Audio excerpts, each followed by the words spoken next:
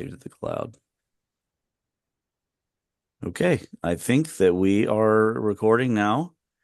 Welcome everybody to the 160th and potentially final episode of The Pulse. It's been a while. Basically, everybody's very busy or lazy, and that's quite common.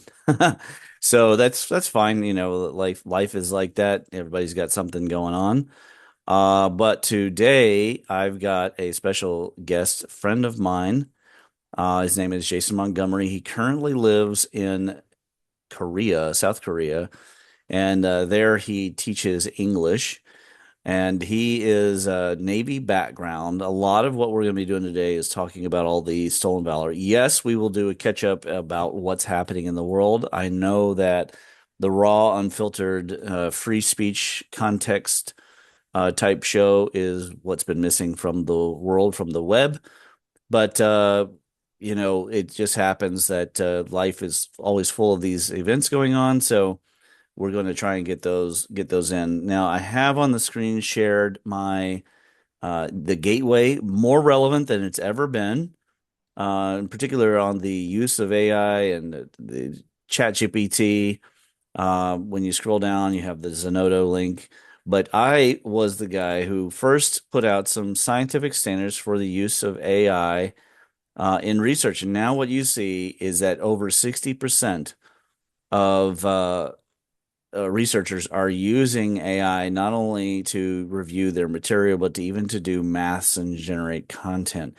And it's particularly good if you use it to code the math. So if you ask it to do the math by hand, it's fine when it comes to the linguistics part, but when it actually comes to calculation, obviously there should be some actual computation, some code. So just a shout out to the epemcgateway.com, and it'll take you here. All the different bots that are still available for you to use for free so that you could free your mind and see a different kind of world. Jason, you're there. Yes, Okay, and it's good great. to be with you. Yeah, yeah. Well, old friend, going back to the Obama era. Hmm. We met at the gun store ages ago. He's telling me the first time he's ever been on here, which is really shocking to me. But at the same time, I guess, you've lived abroad for ages. We last lived in the same city, I guess, 2012. And, you've lived in Indonesia. I'm sorry, not Indonesia, the Philippines.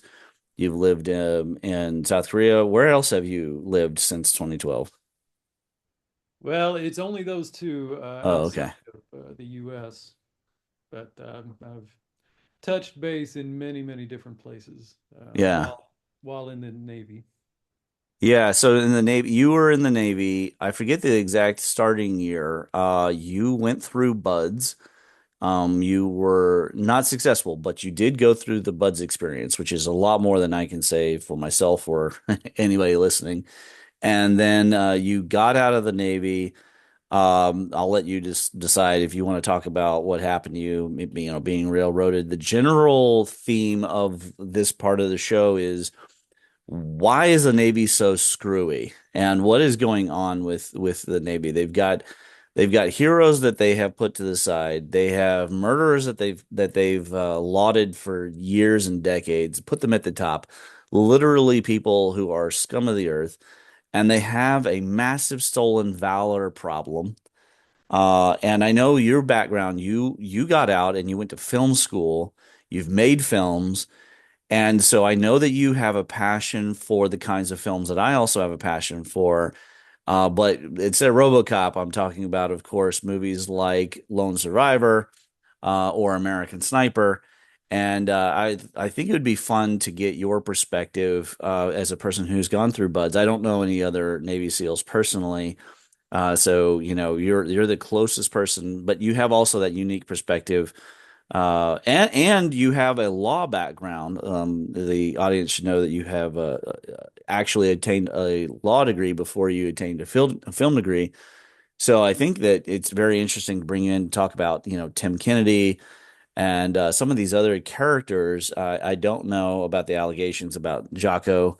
I just think it's really fat. Like, what is going on that the Navy goes after, its heroes, people who publish books because they were involved in the Osama bin Laden raid.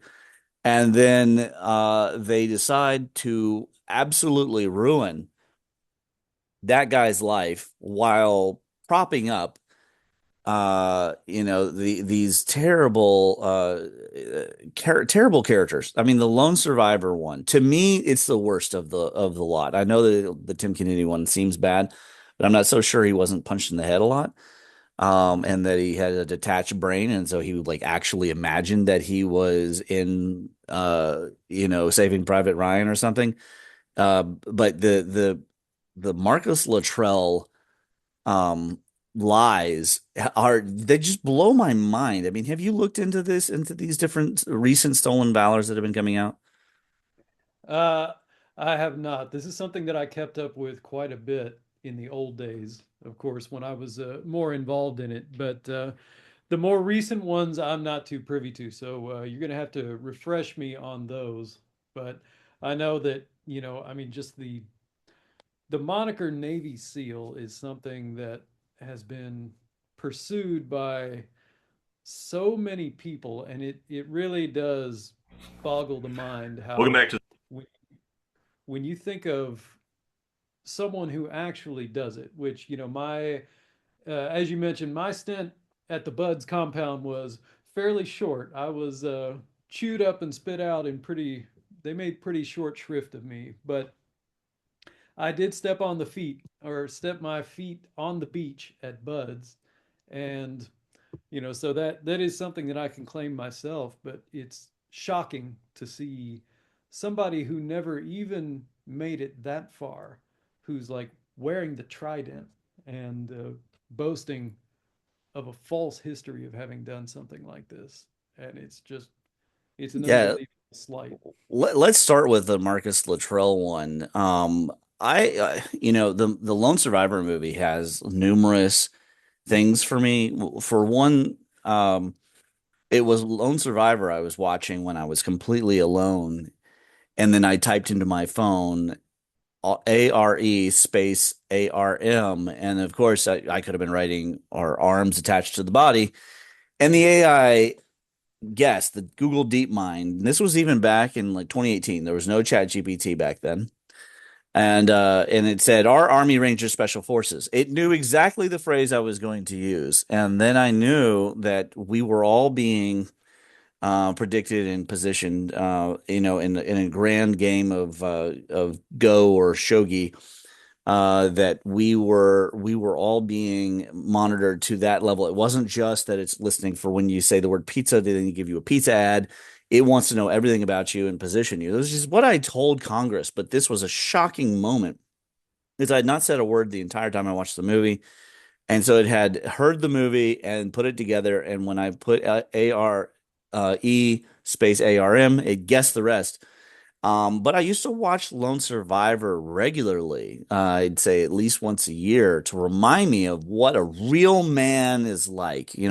He's capable of climbing this hill. He's gonna, release the bad guys and show restraint. He's going to give his life for his friend. He's going to fall down the hill. I think somebody joked that 15 minutes of the movie was the plot, and the rest of it was them falling down a mountain. And I mean, it is unbelievable. I remember thinking, how are these guns still working after, shattering, being whacking on the ground? Well, they must have a lot of padding around them, I guess. Nevertheless, it turns out totally bullshit. I mean, when he ran back, he went in with 11 or 17, I think it's 11 magazines full, and he came back with all 11 full. He flat out ran. And the thing that is so disturbing is that these Navy SEALs went up there when the special forces, that is Green Berets, and the Marines, shout out to Marines. My brother's a Marine, so simplify. But they told them not to go into that holler and up that mountain, that it was a hot zone. It resulted in the killing of all these soldiers, all these Navy SEALs that were not even directly involved. They were on the helicopter. I forget the exact model helicopter it was. I don't want to just assume it was a Black Hawk, but it was a personnel carrying helicopter, and so that was shot down, and it was because they didn't have a lot of these were not SEAL Team 6, and they were desirous of some action, and they went and found the action. And somebody had remarked even on this Valhalla shout out to him that essentially they wanted action so bad they didn't check their comms, and the Taliban only let them get that far because of the what they perceived as the hostages that they had. So once they released the hostages, they were screwed from then on. But I mean, this guy, he has admitted that it has been totally a fabricated thing, as Valhalla shows here for Navy recruitment. And recently, I rewatched Frogmen, and I'm going, wow, this is incredible. I guess propaganda, post World War II propaganda. The Frogmen movie, made in conjunction with the Department of the Navy. And I'm sitting there going, well, I know those men were tough as nails. I know that. I believe Frank Sinatra was in that film. The question is, at what point did it become a totally propagandized department, and why is it so? Can you give some kind of perspective as to what is going on with the Navy? I mean, they're prosecuting heroes and propping up fabrications and allowing people like Tim Kennedy and Marcus Luttrell out there. Yeah, I would say that when we started committing to foreign wars that are not popular among the people, that where it's very hard to win hearts and minds, where the nation can't get behind the efforts in places like Afghanistan and Iraq, not the way that you could get people behind going after a Nazi regime, ostensibly trying to take over the world.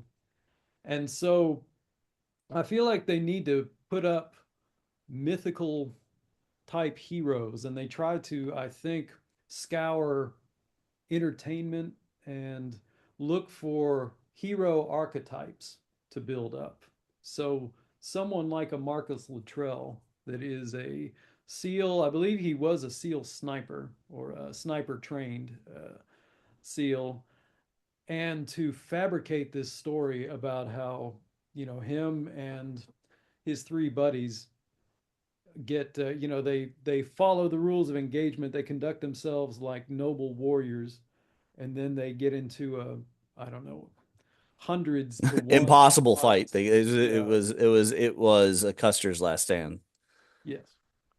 Yeah. And then he manages to make it out, and that whole story about being saved by the indigenous village of that vowed to protect anyone that they took in and things like that. It's just it's it's kind of it's storytelling. It's mythical Myth storytelling. building, right? Myth Yeah. building. Yeah, we know a lot about that on the Pulse.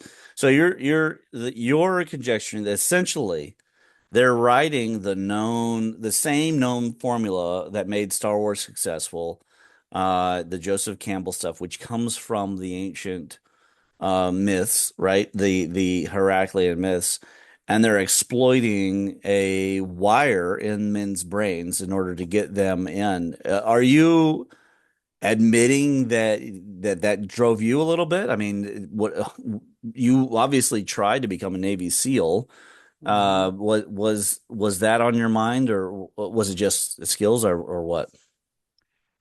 In my particular case, I was tired of jobs where I was surrounded by idiots. And I was Yeah, tired in general of being part of organizations that were not meritocracies. yeah, I And, agree with that. but I do have to say, I mean, this was around the time that I saw the film Black Hawk Down, which is Wow.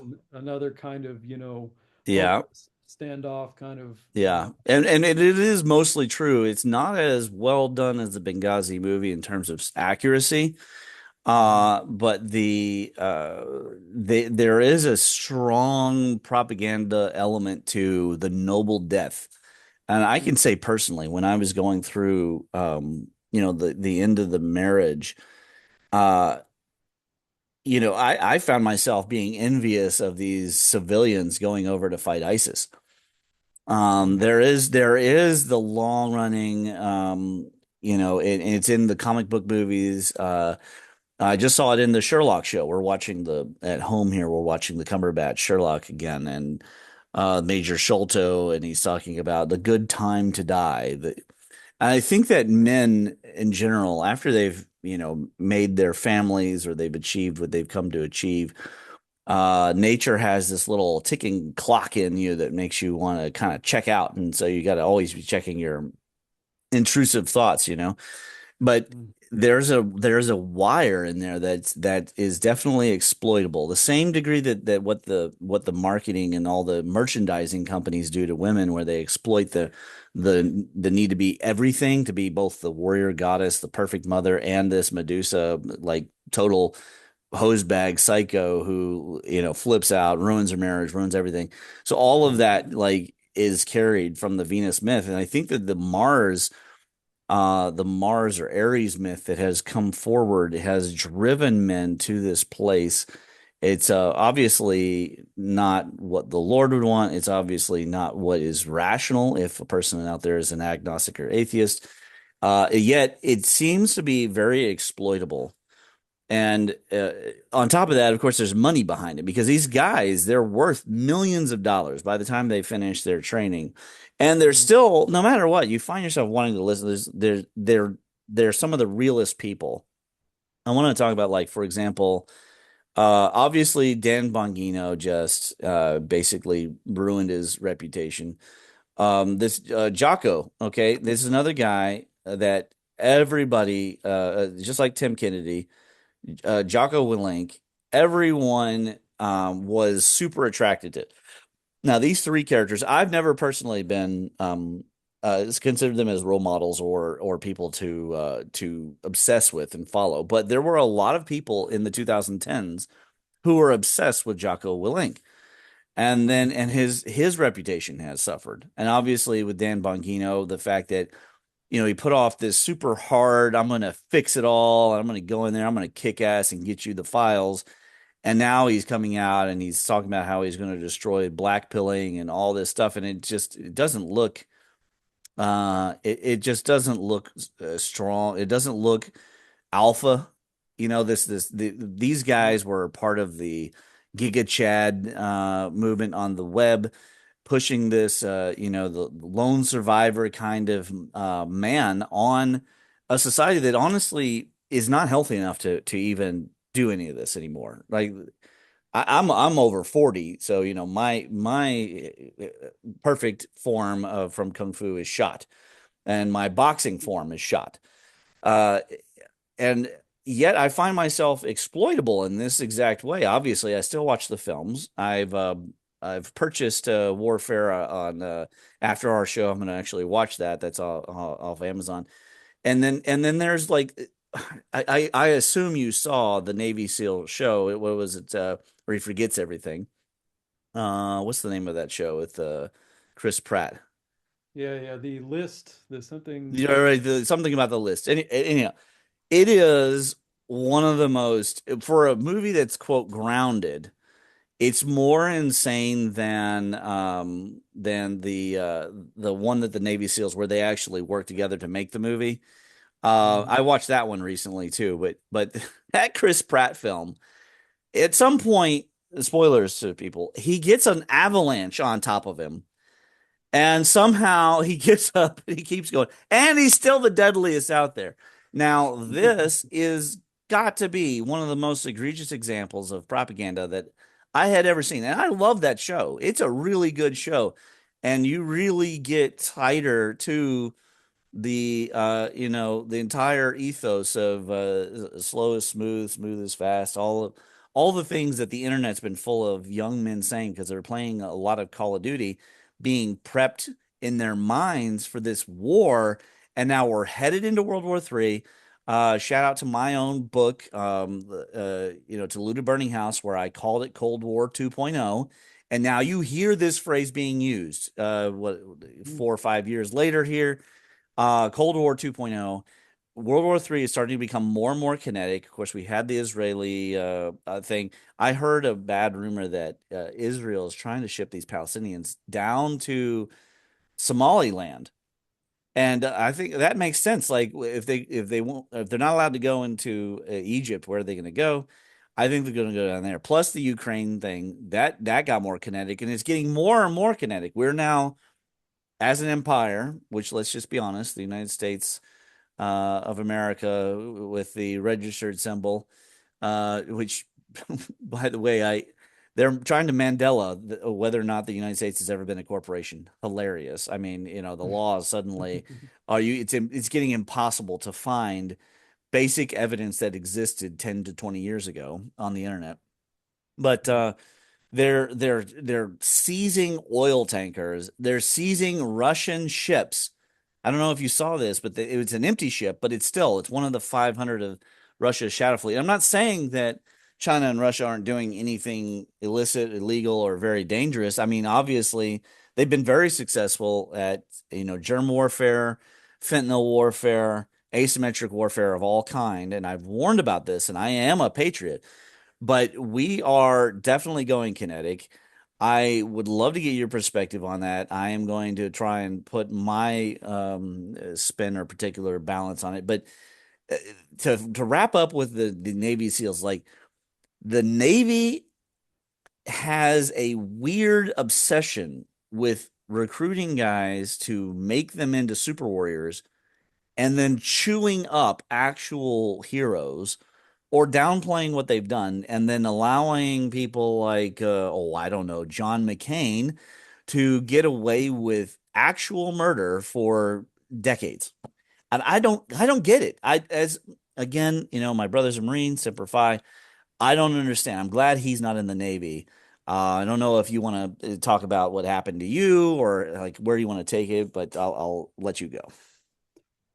Okay, well, yeah, I think the actual heroes that they're trying to tamp down and silence are the ones that I think get out there and experience just a little bit too much of the truth, and they become Mm. privy to a lot of very dark and dirty things about how things work, about About their chain of command, about the people that are at the top. Is that what you're saying?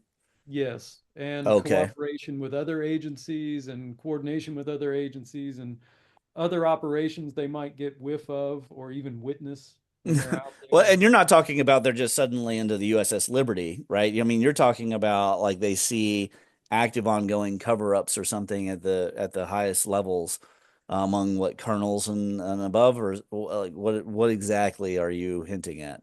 Yeah, I mean, just like, seeing, spotting a poppy field that our soldiers are guarding, like CIA shipping suspicious looking cargo, like all kinds of externalities to what they might be there doing on their own. And it's hard to get up into that upper echelon of these high level operators without seeing some pretty disturbing things. And then these guys have to wrestle with, you know, and a lot of this is speculation on my part. This is nothing that I've ever been to or, seen firsthand, but I would think that they probably become aware of some things that they did not sign on for.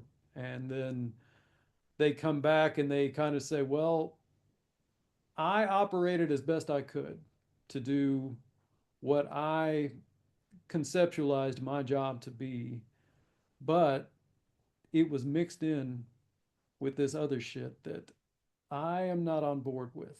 Sure. And And they want to put it in a book, and the Navy right, finds out about it. Or in the right. case of the guy who actually shot Bin Laden, he went ahead and did it, and then they come after him, and he's on a deal. Okay, so he was in for 14 years. He's on a deal to pay them back for 17 years because Obama administration did not like that his book came out while they were busy putting out their Zero Dark 30 propaganda. I Mm. mean, it's insane. He is paying for his own book longer than he was actually in. in the Navy, Yeah. which is completely insane. Here's another one. If people haven't seen the movie on the USS Indianapolis, I can't remember the name of that movie. It might be the Indianapolis or something like that. But accurate movie. And they delivered the weaponry that would then go on to be part of the ending of World War II. When we're talking nuclear weapons and other kinds of materials that they needed. So they bring all the materials, and then they are sunk, and we won't assign blame for, why weren't they, protected or anything like that. But then, 900 men go into the water, only 316 survivors because sharks ate them. And the Navy prosecuted this guy. And it's been going on since at least the end of World War II, as we head into the McCarthy era, that this kind of like reverse witch hunt where heroes are being attacked and then absolute garbage like John McCain is being allotted up. And I have personally seen the documentary where I think it was over 40 different witnesses to the incident on that ship. I can't remember look up the name, but they saw John McCain showing off. They saw the fire. They witnessed their friends had died, and they witnessed the actual cover up. Exactly what you're talking about. That things get happen and then it gets buried. Mm. And this is one of the strangest things I think about the Navy, setting aside, of course, their involvement in the secret space programs. I don't know if you know much about that or if you want to get into that. Mm. I don't have much familiarity with that. Yeah, I'd say that that's something that probably people are just going to have to get some of the was it Greenwald books, I think. Anyways, the any of that Black Vault stuff. But part of the Space Force. So my theory, what I'm hinting at here, is that World War III is a lot about they have the toys ready, right? The Indiana Jones warehouse is full, and they would actually like to use some of this crap, whether that's space, anti-gravity craft or not, things that are more advanced even than the Stealth B-2 bomber, which uses just basically a simple ionic propulsion to lower its sound and still achieve flight because the F-117A is very turbulent. It can't go super fast. It's not a supersonic. So to achieve more speed in their Stealth B-2 bomber, they had to use some ionic propulsion. But now with these drones and these floating objects, I mean, we shot a unidentified aerial object. They announced we shot it in 2024. It was announced the day before Charlie Kirk was assassinated, that we had done this. We shot it with a Hellfire missile. Well, in my mind, it would never make sense if those are alien crafts. There's no good scenario if you shoot an alien craft, whether it's a tourist or a scientific probe or whatever it is. It's all bad. So in my mind, it had to have been a Russian craft, and so we shot it with a Hellfire missile. And so they want to bring this stuff out, this Nikola Tesla type stuff. After 100 years, they want to bring it to the fore. And the only realistic way that they can do that is slowly acculturate the entire public to this kind of stuff. But they've been covering it up for so long. I mean, not just the Forrestal, but all sorts of things.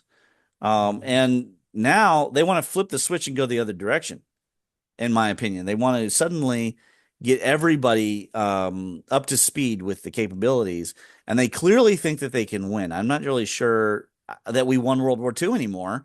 I mean, Hail Hydra, right? I mean, it seems like there has been infiltration throughout the government from Operation Paperclip, throughout all of the history of our country, that the CIA and even the agency I worked for, that they've been involved in covertly mingling up what our constitutional republic is with something that was more akin to the Illuminati, something that was designed by the secret societies and the Grand Orient, and that mentioning that is what got um, Kennedy killed, not just the silver certificates, but all of it.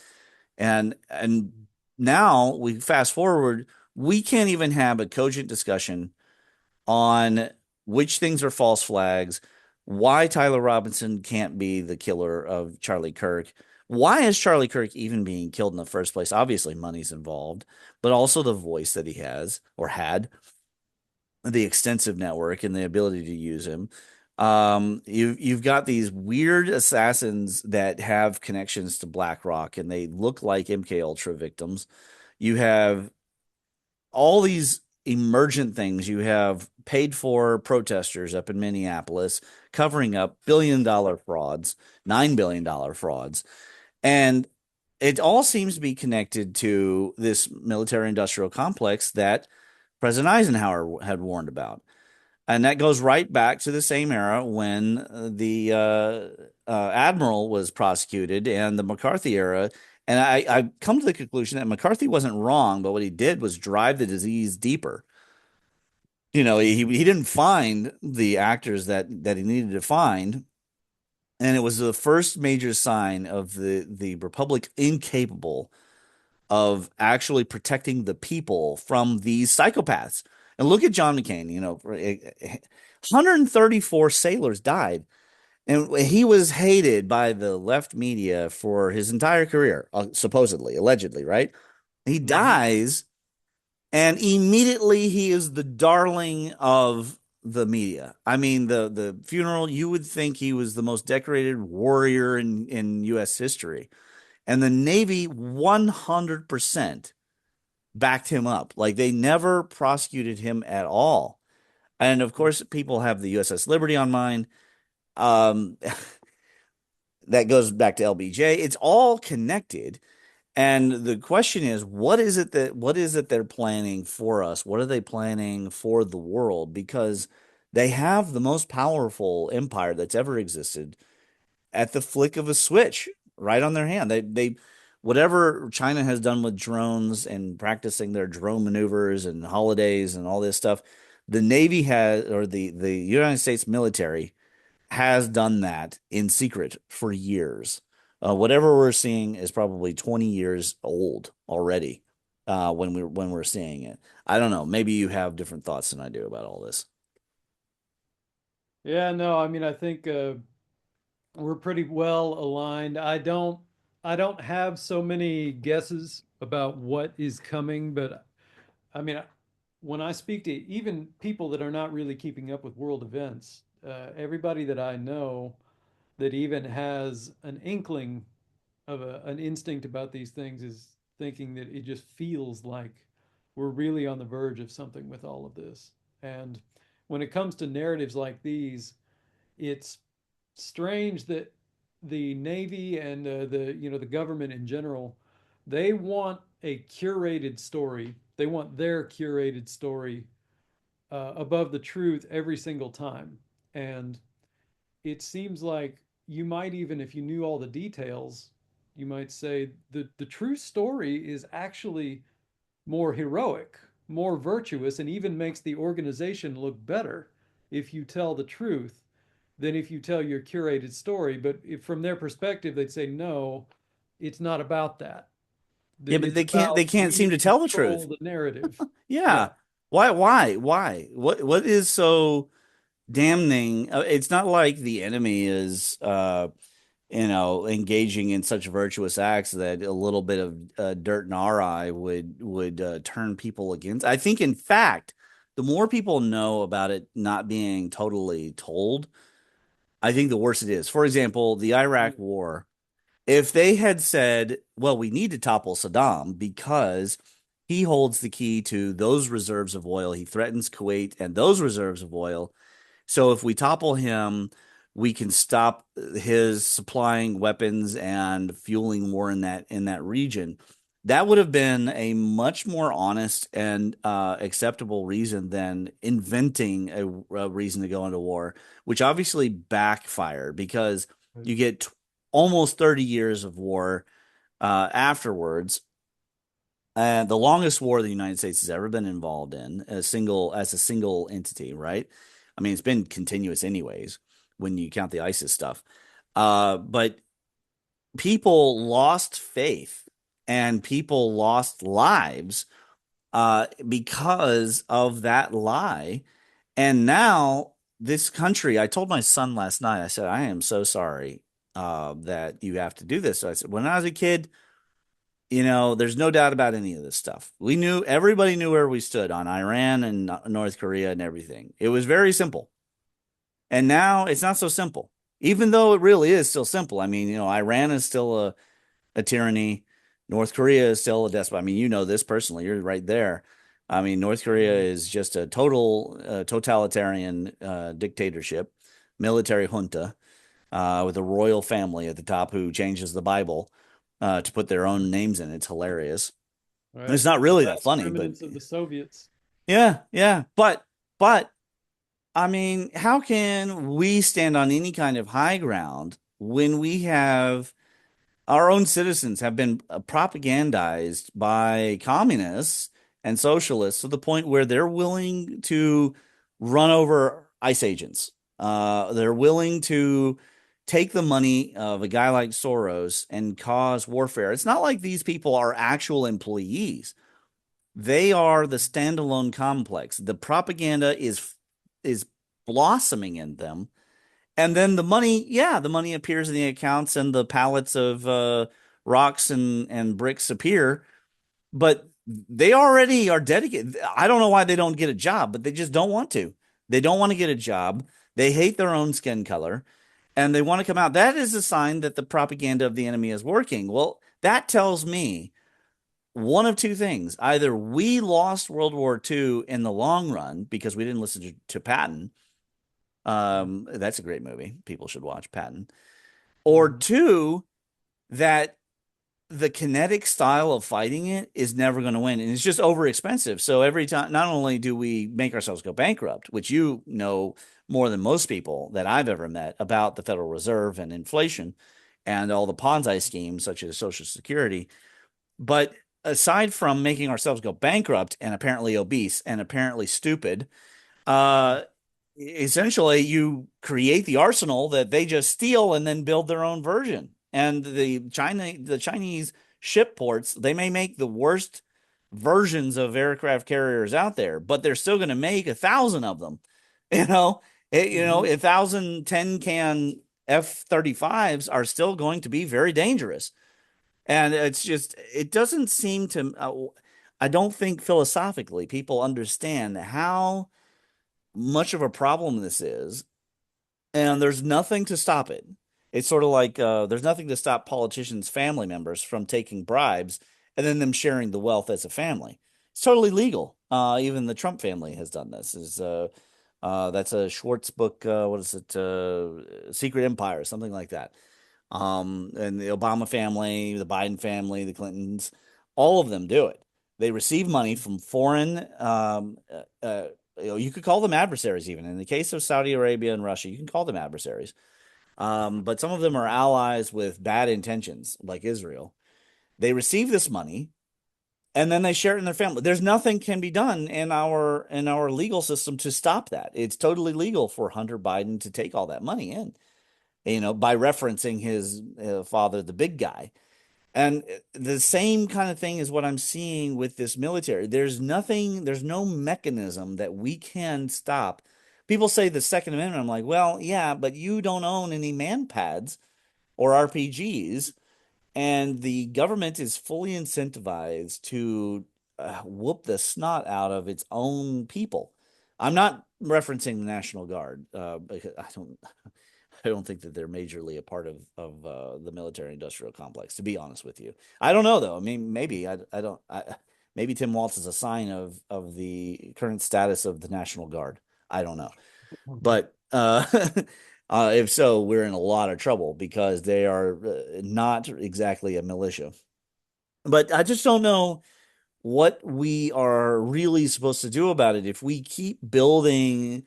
Even my prescription, the spacer future. this just isn't JFK's America, you know? I mean, what's that movie? It had Jake Gyllenhaal, right? The October Skies, great movie. Would love to get anytime I mention movies, by the way, feel free to like jump in and talk about like why a movie is good or amazing. But October Sky, these kids are patriots, coal mining kids. Hmm. We don't have that anymore. These kids don't give a shit. They don't give a flying fuck. They're recording themselves killing people. They're recording themselves robbing malls in masses. They're recording themselves committing crimes or letting people drown. I'm not saying that's every child, but I'm saying it didn't exist at all back in Right. October Sky. You see what I'm saying? The culture is totally deconstructed and subverted. I mean, let alone you go back to the 19th century, where, even your most liberal Jezebel female who wanted the vote and whatever else, she didn't want abortion. And she didn't, if she saw what was happening today, she'd throw down her sign and turn tail and go to church. These people have been totally subverted. You have white people hating white people. I saw one, Jason, and I kid you not. The woman said she felt bad for memorializing Renee Good, who was, of course, killed legally, justifiably. We could talk about that incident if you like, because you're a Second Amendment enthusiast.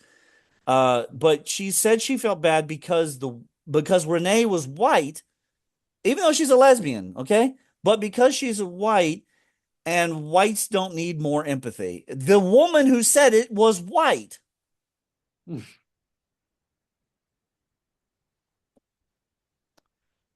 mean, where do Yeah. we go from there, Jason? Where do we go from there? Yeah. It is hard to say. It's unbelievable. It's a sick culture. It's an infected culture, and You can it's see it from the outside, can't you? yeah, yeah, Tell and tell it's tell me what hard do to you what believe. do you see when I mean from South Korea? What I mean, are you allowed to see everything? As far as like what's happening in the States. Yeah, like do you get like ground news or what? Like how do you stay involved if you even want to stay involved with what's going on?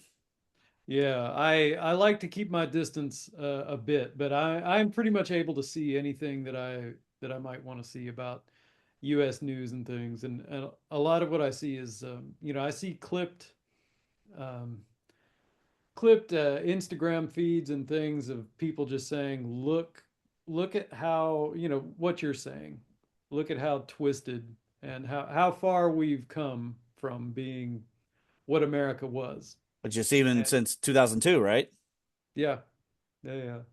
Like the celebration of like the fact that like being excited that white people are going to be a minority in the US soon. And it's like um why is that something to be excited about? I don't know. Well, Like because obviously they have a binary view of the world. You can see people of color doing 23andMe reveals and them saying that they sure hope they don't have any European in them. And I'm sitting there going, well, the Europeans weren't perfect, but for fuck's sake, you're on a computer, aren't you? You're on the internet, aren't you? You're using electricity, aren't you? I don't think people realize what this could hail the returning to. And as far as South Korea goes, are people there freaking out about the birth rate thing? Because South Korea is famously so low in birth rate that it's allegedly the society's going to collapse. Now, Japan has defied the odds, and they have a pretty good economy despite the fact that they have a shrinking birth rate. But I don't know like how is the society over there reacting to the Western disease spreading? The great Satan, as the jihadis would say, Mhm. because South Korea and Japan have that liberalized, social contract, um, and there's like no birth rate in South Korea. So, I mean, Yeah. are you seeing the same problems as like in Thailand, the trans epidemic? I mean, are you seeing this there? No, it's that is to a much lesser degree here. I mean, it exists, but barely. This is a pretty conservative culture here, and as far as the birth rate goes, it's funny, people express concern for it, but in quite an apathetic way, or like Okay. something should be done. Somebody should do something about this birth rate. Like, okay, so are you going to have kids? No, I don't think so. And that's pretty much where that conversation goes, Yeah. because there's a lot of there are a lot of issues here with it's a very collectivist, duty bound culture, and a lot of people have grown up basically in servitude to their families, to their elders, and a lot of them are very anxious for that to end, and so they kind of a lot of them like the idea of cutting off their bloodline at themselves and just saying, I'm going to live my life for me now. And it's even like YOLO, you know, Yeah, that that, sounds very much like the selfishness of the well, the late Gen X, the Gen Y for sure, the my generation, I mean the late part of your generation, which you're part of, mhm. my generation and the millennials most definitely, right? Like the huge, which is ironic because the millennials are the largest workforce in the largest generational workforce in America currently.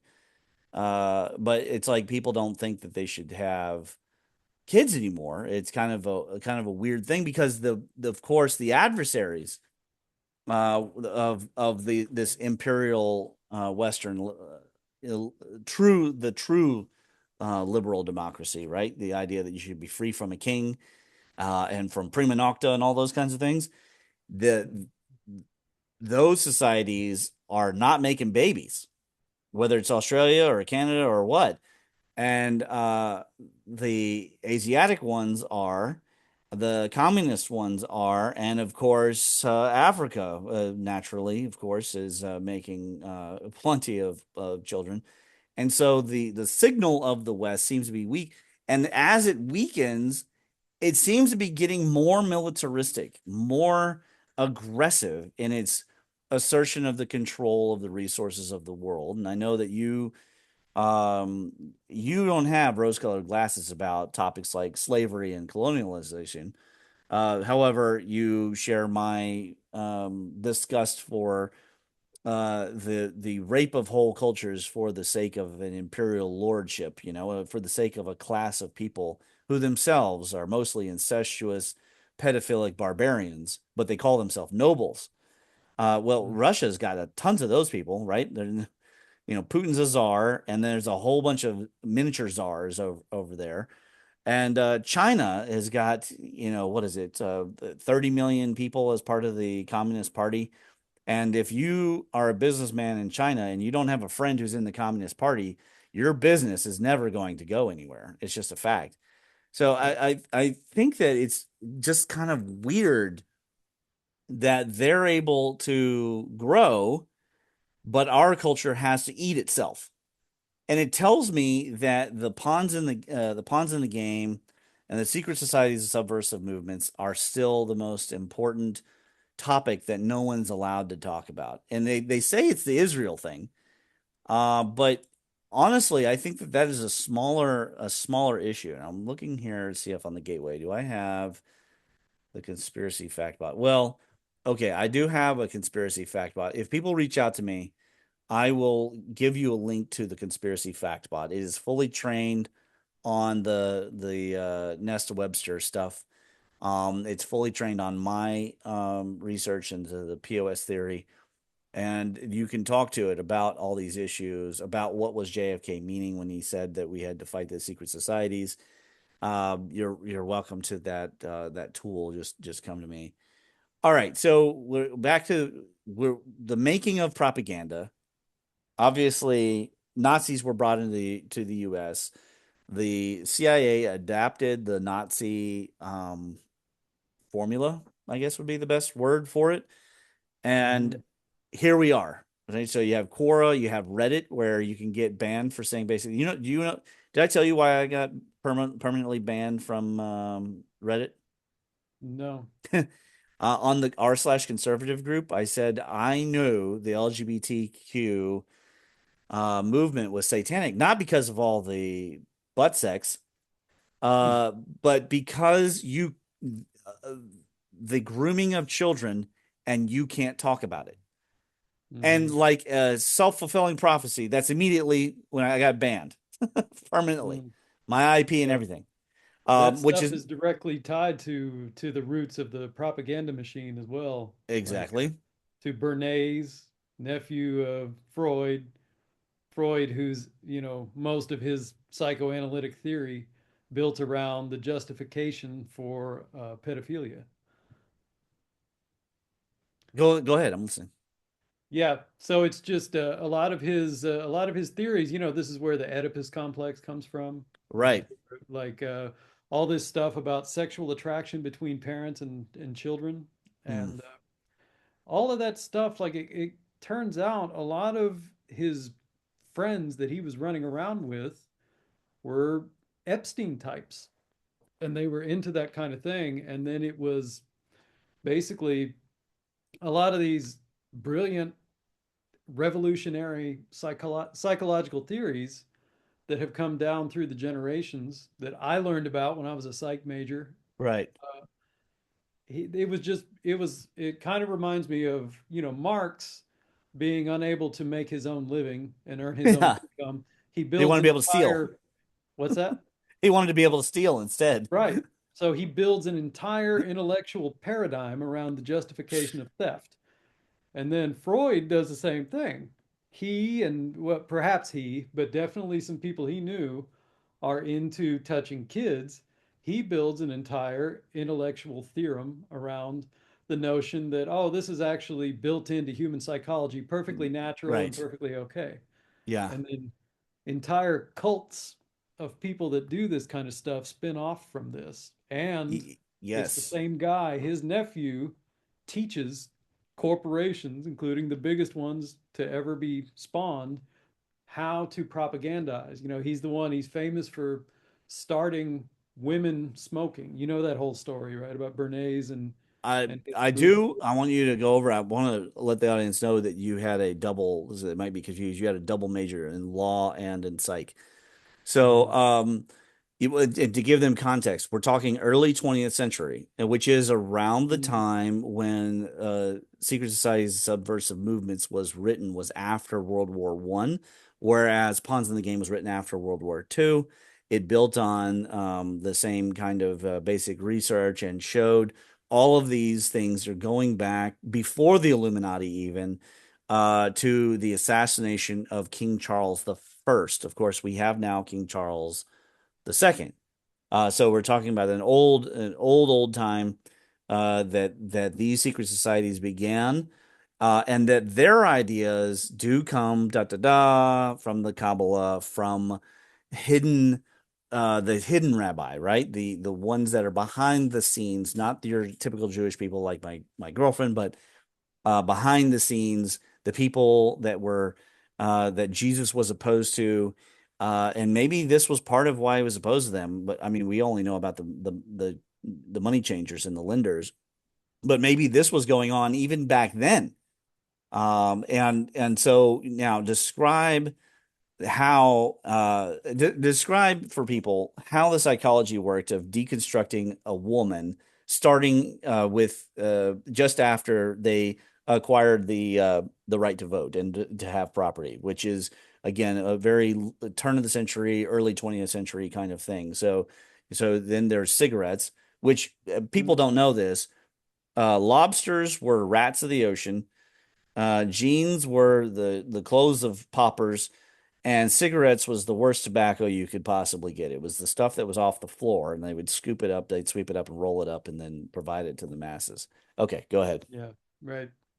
So, well, Bernays is working for tobacco companies, among others. He's like a consultant. He invents the term, he creates the position of public relations within these corporations.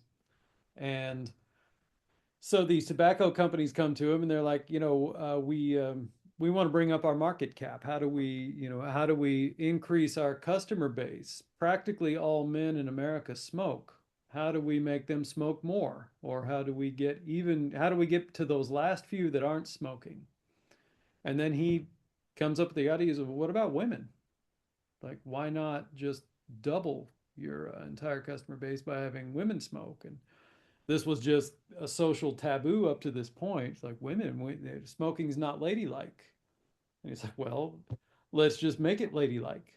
So there was some famous parade. It was for, I don't know if it was the Independence Day parade. There we go. Might be kidding. Torches of freedom. Yes, there we go. Hmm. Yeah. So, and there was a set time. There was like a moment when the TV cameras of the day and the radio announcers were going to be positioned just so at the perfect moment for all these celebrity women, the best known female faces in the country, to all light up at the same time.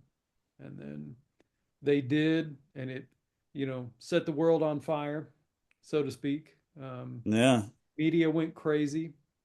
Women started smoking, and Began destroying our nation's national security from the inside out, right? mhm, You've come a long ways, baby. That was him. Very good. yeah. Thank you for teaching me something new. I've heard the name, but it was not something that was on the tip of my tongue. Here's the Easter parade. So cigarettes being the symbol of the penis and male sexual power. So women would smoke because then they'd have their own penises. Well, nothing confusing about that. Nothing Yeah, destructive. Nothing don't talk destructive. like that these days. Yeah, yeah, nothing destructive now. Coming from that, I mean, you've got Hawk Tua too, right? I mean, there's these girls. It's one thing to be. I mean, the truth is, of course, that that's what women do, right? It's another thing to go out and embarrass your father by basically implying you suck everything off that walks around, And have you seen this book that women apparently are in love with? It's like 50 Shades of Grey on steroids in terms of sale. And it's literally the main male character is a minotaur, right? So he's a horseman, right? He's got a cow cock. And these women are lusting for it. Shoe on Head famously covered this in her What's Wrong with Women series. And I think that people should be aware that it goes beyond the pedophilic now, right? It is a push to get women and therefore children too into bestiality. I saw a video, those hobby horse people. I mean, they're totally deluded, obviously. They don't have a horse, or they have, the hobby dog, right? That's invisible.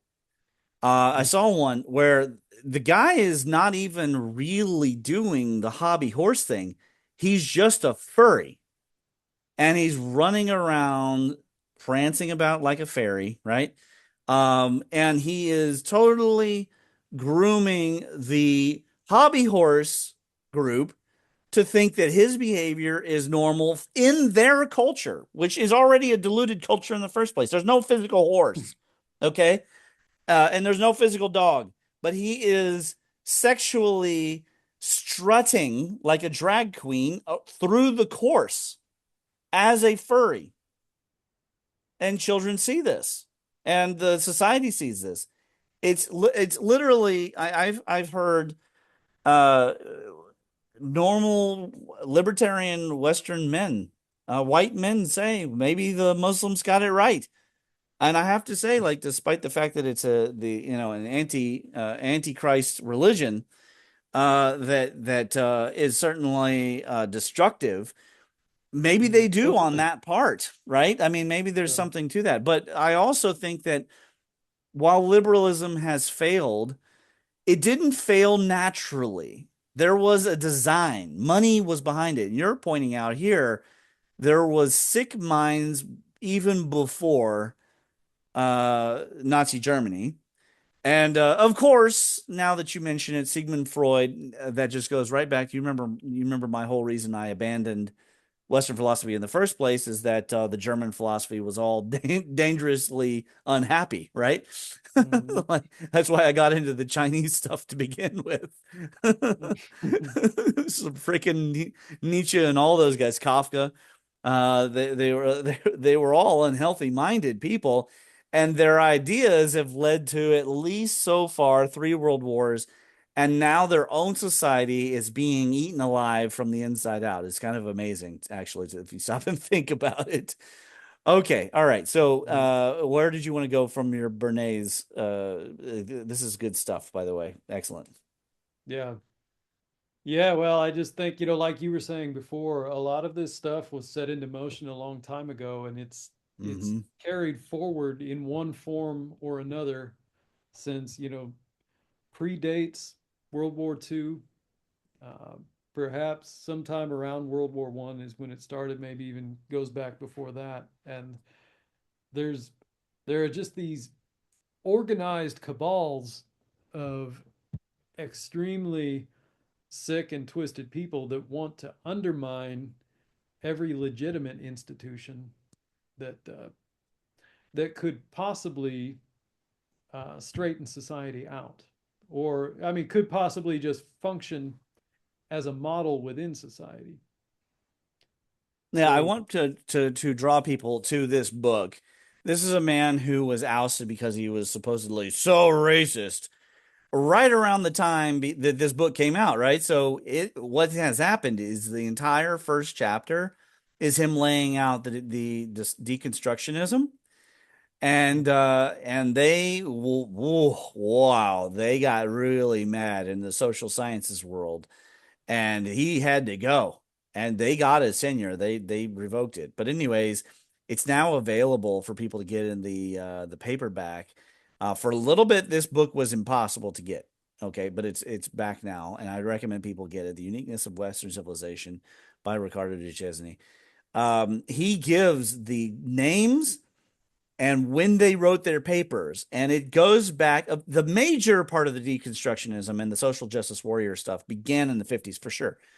But mhm, actually, it started in that Bolshevik era that you're talking about. Now, we don't know exactly what those secret societies were up to at the time that Nesta Webster wrote her book, right? Because she wouldn't have had the newest data. It's sort of like by the time Alex Jones and Mark Dice have infiltrated Bohemian Grove, it's already been around for 50 years, right?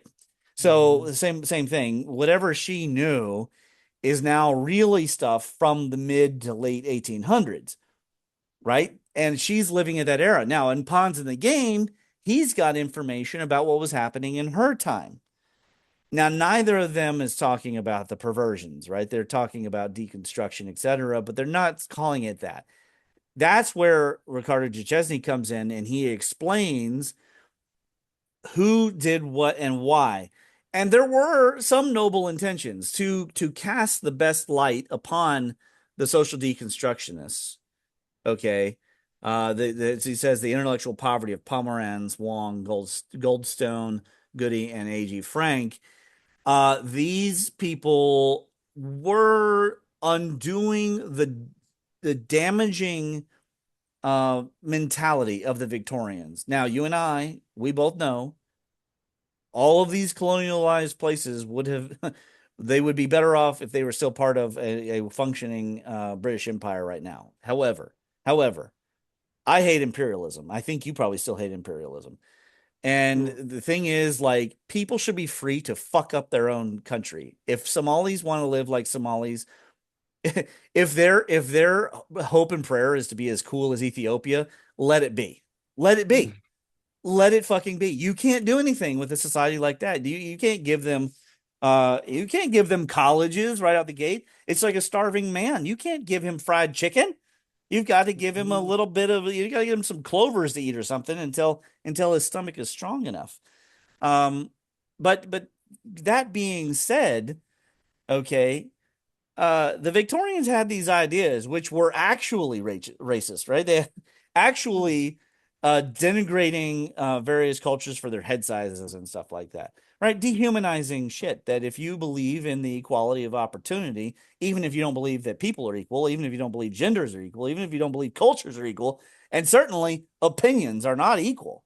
Okay, there's opinions that work, and there's opinions that get your little Titanic submersible crushed.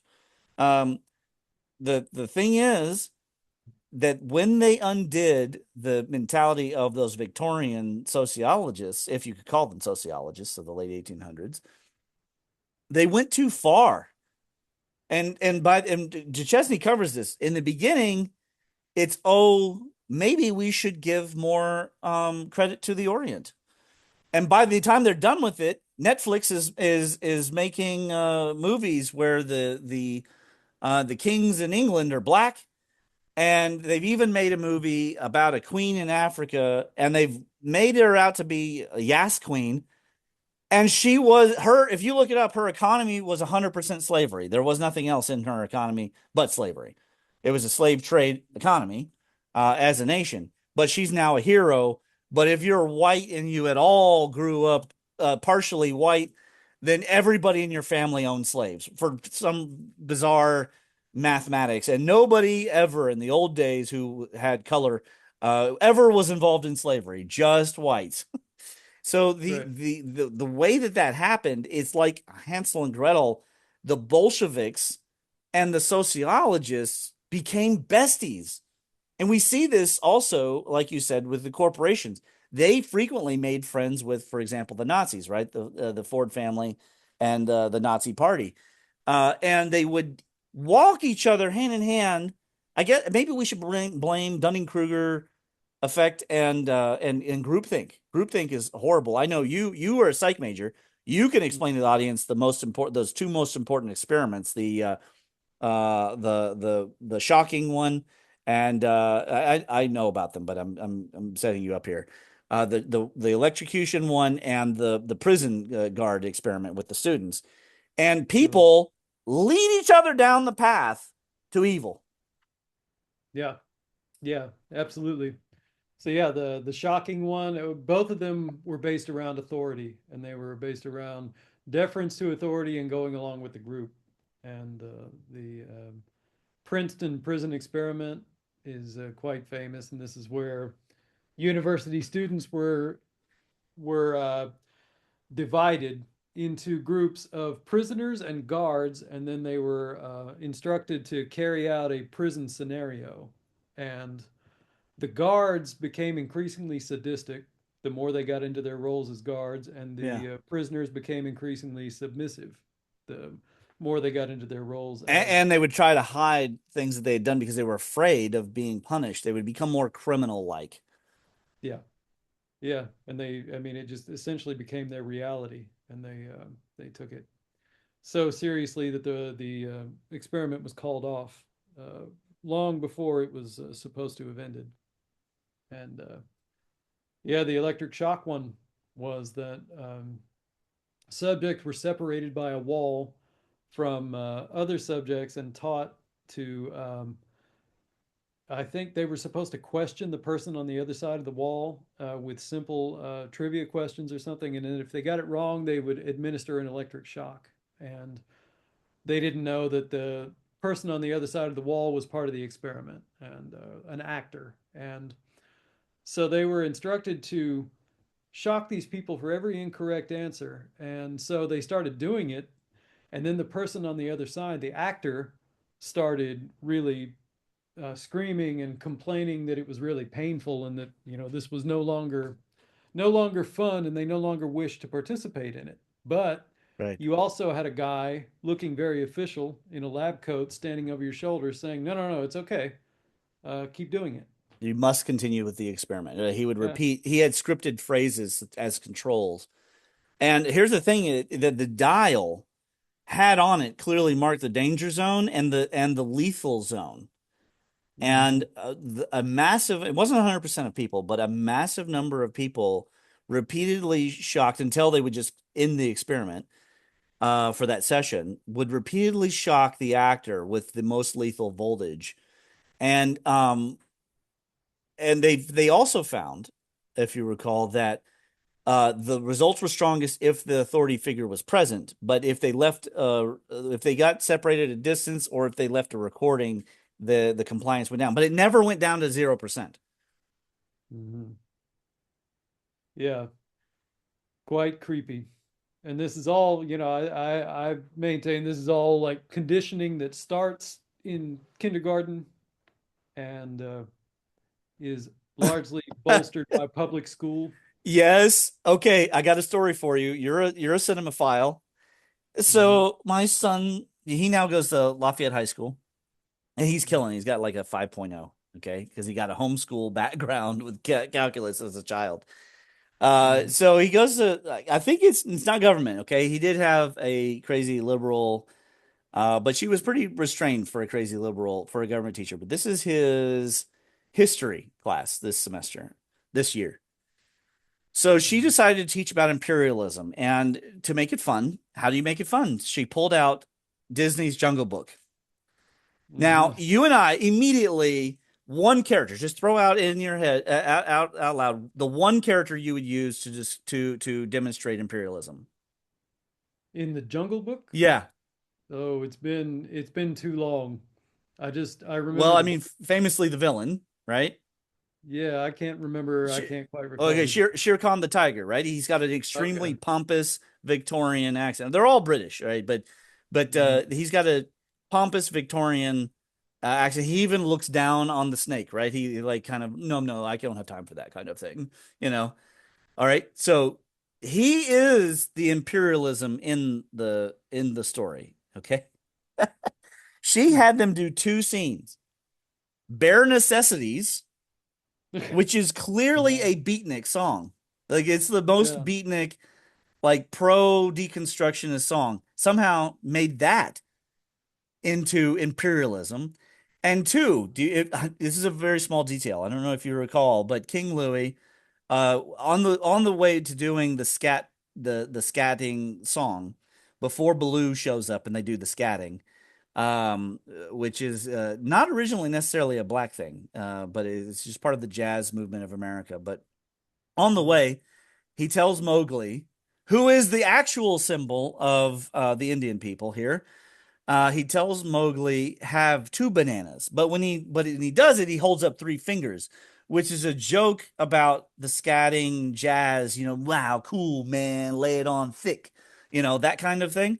He says have two bananas, but because he holds up three fingers, she says that this is a sign that Disney and the imperialists want you to think that people of color can't count and do math. Oh, Now, jeez. of the people on the screen, Jason, there's only one people of color. That's Mowgli. The other one is an ape. So who is she saying is the ape? She has to be implying it's black people.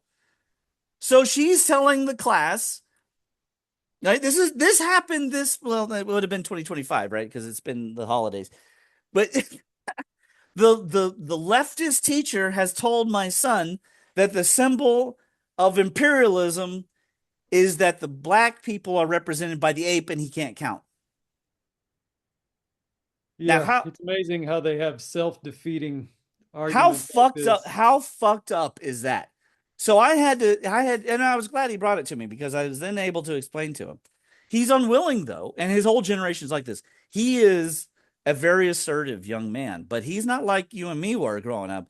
He's not willing to argue with the teacher throughout the class. These kids don't have any, they've not been trained by the not YouTube per se, but I mean into some ways the Blippies of the world and the Mr. Beasts and all them to doubt authorities and to speak up against authority. They've been trained to sit there and go, oh, okay, that's the next level of information. I just received that. I don't need to read any books. Right now, he's at the high end. Again, he thinks for himself. He comes home, he brings it to me, and I go, well, she's full of shit, isn't she? Right? Because that scene is purely a scat pack jazz scene, and it's about how the ape wishes he was like mankind. It's not about how black people are apes and they wish that they could be white. That's fucked up. That is actually fucked up. Yep. Yep. Absolutely. So Have you ever socialist read? education.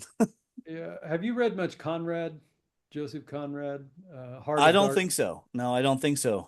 Tell the audience about Joseph Conrad. Well, he wrote the novella Heart of Darkness, which the film, Right. Right. uh, yeah, Apocalypse Now is Apocalypse based Now. on. Yeah. Yeah, and it's a similar story in a very different context, where this guy's sailing up the river in Africa, and he's not military, but it's on a he's a part of a trading company, and but there's also a short story that often accompanies Heart of Darkness called The Secret Sharer. And what this is about is a ship captain who is out to sea, and then a castaway comes on board. And it's actually one of the it's a worker from another merchant ship who comes on board, and he's kind of a fugitive. He murdered someone on board his own ship, and then he jumped overboard. He swam, and he figured he was going to die, but he finds the main character's ship, and he's saved by coming on board.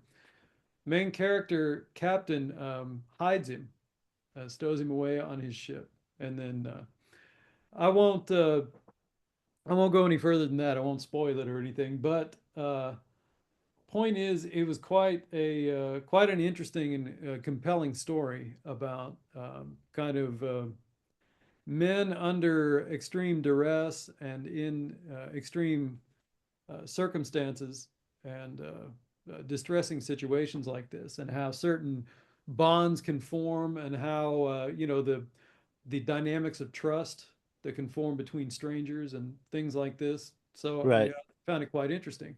But at the beginning of this book, there's an introduction by Joyce Carol Oates, and she gives her take on it.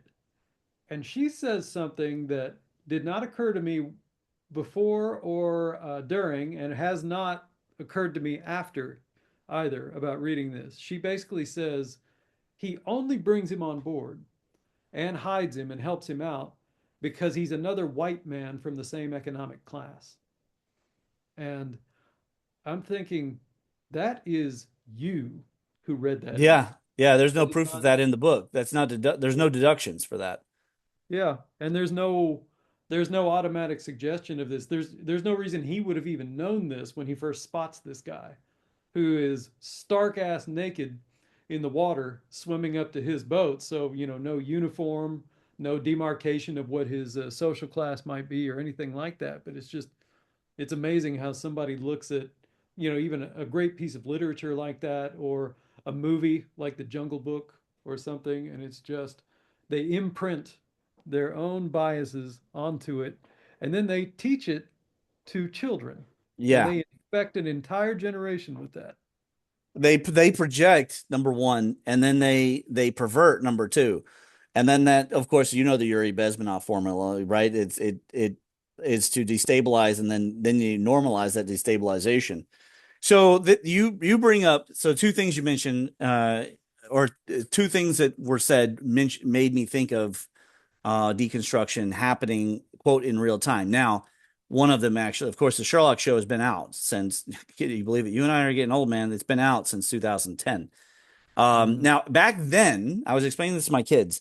The deconstruction and subversion that was happening was novel. Like, it's funny. Irene Adler being a dominatrix is funny. Him being kind of like a semi-autistic, high-functioning sociopath is funny. All of these things are funny, and they remain funny because of the context of when they were made, right? If that was made around the time of Thor: Love and Thunder, it'd be cringe. But because it was made before, all this stuff became very obviously disturbing, very obviously mean-spirited, like since Ghostbusters 2016. It was made at a time when it was novel and it was funny. It was a twist. It was kind of a, hey, enjoy the what if, of Sherlock. But it's often very perverted. And considering the sanctity of Sherlock Holmes, the character, but it's not sanctified for them because for them, well, he's just another white male and deduction and science, the science of deduction and rationality. Well, that's a racist construct designed so that you could arrest me for shoplifting. You go, what? What the fuck are you Yeah, talking about? Okay, unbelievable. right. Now, the more modern one, because you brought up him going onto a ship. Did you see the new Frankenstein? Yes. Okay, let's talk about it. I've been wanting to talk with you about Frankenstein. I actually got mad at the end. I actually got angry enough that I yelled at the AI for a while.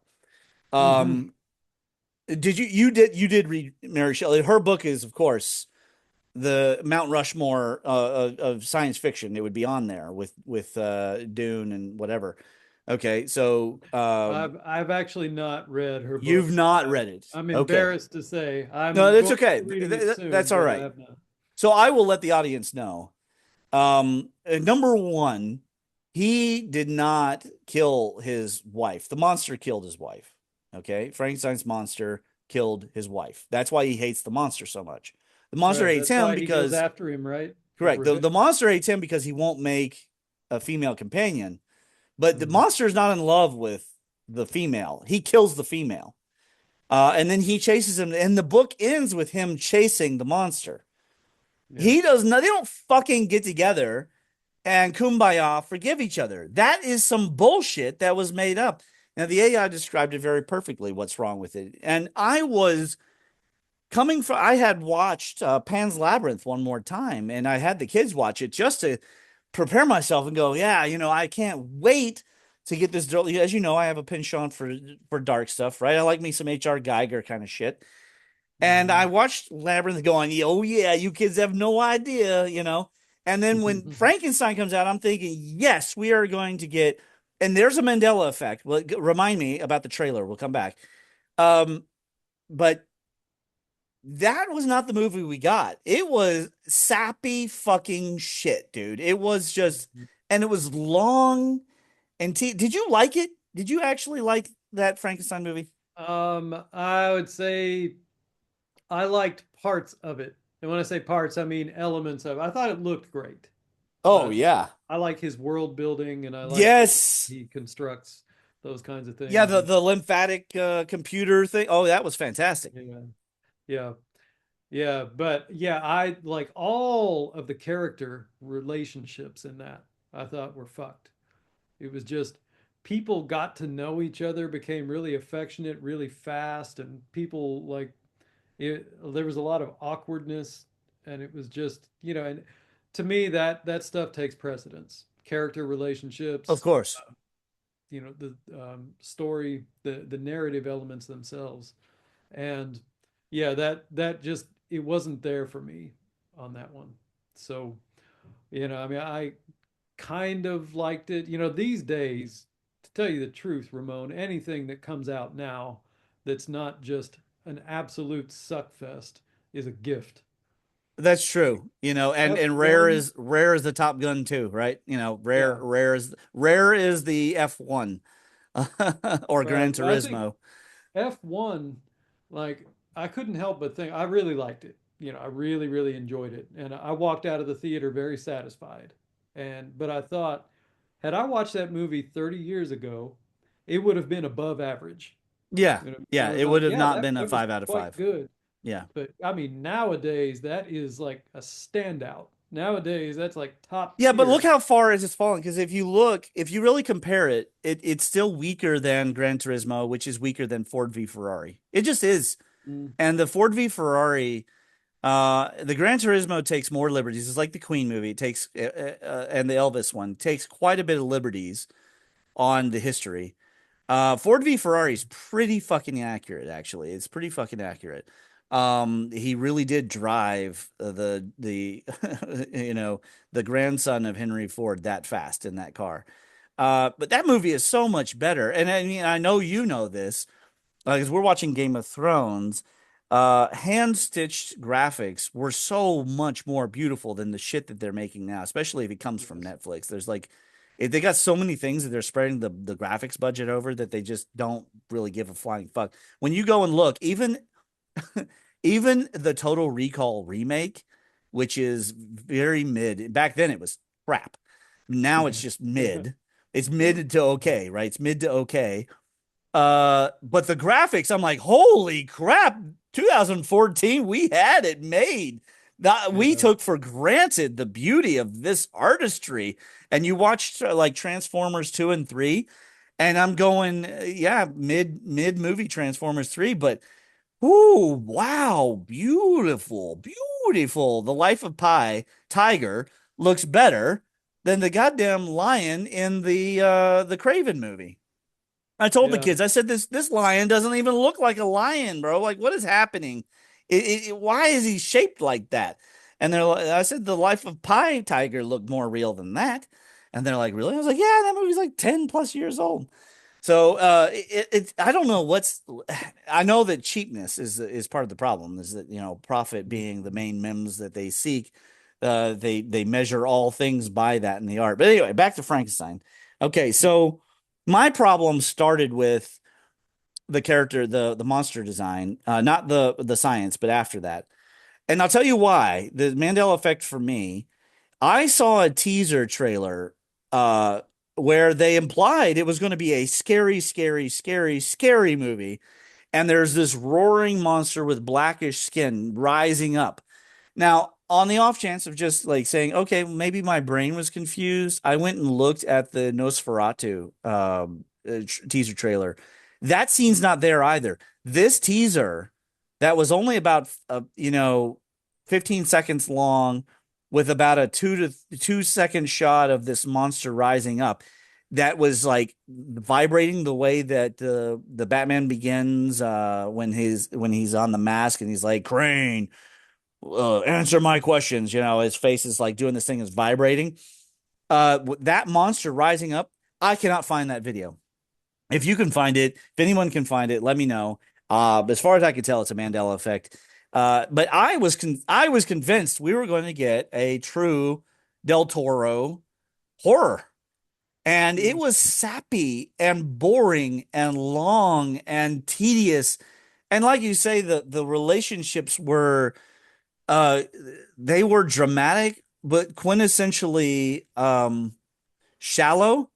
The woman sits down at the table and immediately starts insulting his brother. I'm like, why is the brother not correcting this woman? And why is Frankenstein, who is obviously brilliant, brilliant man, representative of the Nikola Tesla of our time as far as medicine would go, why is he putting up with this bitch? Honestly, why isn't he just putting her in her place? Like, well, Yeah. it's pretty easy for a woman who dresses like a doll and reads about 4 books a year to have any comment about what I'm doing. But to be honest with you, you're not qualified to speak. That's Mhm. as easy it would be to say in that scene. And somehow he's supposed to fall in love with her. But by the end of it, he's the monster. That is Yeah. not the story. The story is that any man um, can fall. Any man can make a major mistake. So be careful what you wish for. Any man can open Pandora's box. And then you spend the rest of your life being haunted by and trying to make up for that mistake. And of course, it's still got that science fiction lesson that is so prevalent in Jurassic Park. Just because you can doesn't mean you should. That's what Frankenstein is. But Mhm. instead, it becomes this intellectual men are monsters, and they're emotionally unavailable because they're so brilliant and not nihilistic, but stoic. Yeah. I think it is a disservice to Mary Shelley herself. I think it's, and in this way, a disservice to one of the top female intellectuals of all time, right up there with Helen Keller Mhm. Yeah. and And Ayn let's Rand, of not forget course. he's white too. That also makes him bad. Well, it's funny though. He's white, but they cast him. He's actually sort of this Oscar really Isaac. handsome brown man. But he's supposed to be just like this most tan British man of all time. Yeah. He can't be pasty white. He's a great actor, by the way, although I didn't like Moon Knight. Everybody else seemed to like Moon Knight, and I was like, there's no fucking Moon Knight. It's him being a great actor on the screen. He's doing everything. But there's no fucking Moon Knight happening here. So I didn't really like him, but I think he's a good actor for the most part, but he's just not the right role. He's not the right person for Dr. Frankenstein. and the story is not correct. And I'm going, I don't think they've learned their lesson, Jason. I really don't. I'm worried about this Avengers Doomsday. I don't think that Mhm. I will take my sons to see it, but I don't think that it will be enough of an apology to say, okay, I'll start, taking the kids to see things. I mean, we get free Disney from someone else, but we don't watch the Star Wars stuff because I heard Andor is good from the critical drinker, although I think that he's fallen off in terms of he's always negative about everything. We got to talk Avatar before we leave here because I disagreed with his Avatar review a bit. But I just don't want my kids subverted to the false Star Wars. The Star Wars that you and I grew up on, whether it was Muppet Babies, doing their parodies of it, or just where it was on TV all the time. They socially deconstructed that shit. They Kathleen Kennedy'd it to death, and I don't think that I'm willing to forgive them. I don't. I Yeah. will go see the Avengers Doomsday, but I want to know what the elite think that they have planned for us. Of course, God will have a different plan. But anyways, I'd love to get your take on the Avengers Doomsday trailer, and then if you want to talk Avatar, feel free to let me know.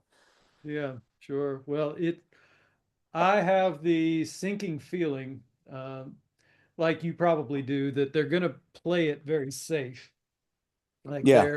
they're gonna they're not gonna. Everybody's hoping for a return to form. I think where it's like we want another end game, another Infinity War. At least back to that level of quality of the storytelling, and we're getting some of the same people back, but I think that they are going to ride the line between that and this new shit that they've tried to bring in, where they're still going to try to do some torch passing, and it's going to be some Oh, torch passing. you're talking of the Overton window has shifted as far left and they've realized it. And so now they're going to hold for a little bit and let the conservatives find out what the new normal is. That's what you're talking about, really. Yeah, Yeah. They're going to yeah, make it the multi universe and all of the women are stronger than men characters. Uh, okay, we'll hold on that for a little bit, let you guys catch up, and then we'll plunge to the next depth. And they want to make money while they're doing it, obviously. I think you're right. I think you're right. Um, can these actors phone it in and come back? I mean, it's like rather like Harrison Ford reprising the role of Indiana Jones. I feel like we've been here oh, before.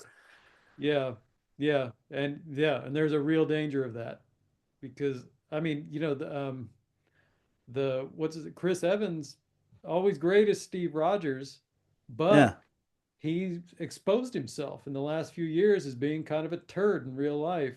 yeah. So he's tainted He's as more far he's as, more like his character as Johnny Flash. yeah, or like the guy he played in Knives Out. And Right. Yeah. Wow. That good. I haven't seen the third one yet. So, but the first one, if people don't remember, he was the bad guy and he was an absolute entitled turd ball. That does seem to be maybe his true character. You might be right. He doesn't appear to be a Hugh Jackman in real life. yeah, yeah, that second Knives Out was Oh my God. unwatchable So trash. bad. So very, very bad. And they're also pulling out again, Ian McKellen and Patrick Stewart. And I'm like, man, these guys are beyond. They are, they're not like Clint Eastwood where he's doing the mule. I mean, we're talking, they are well past the expiration date on their packages. And I'm going, they died.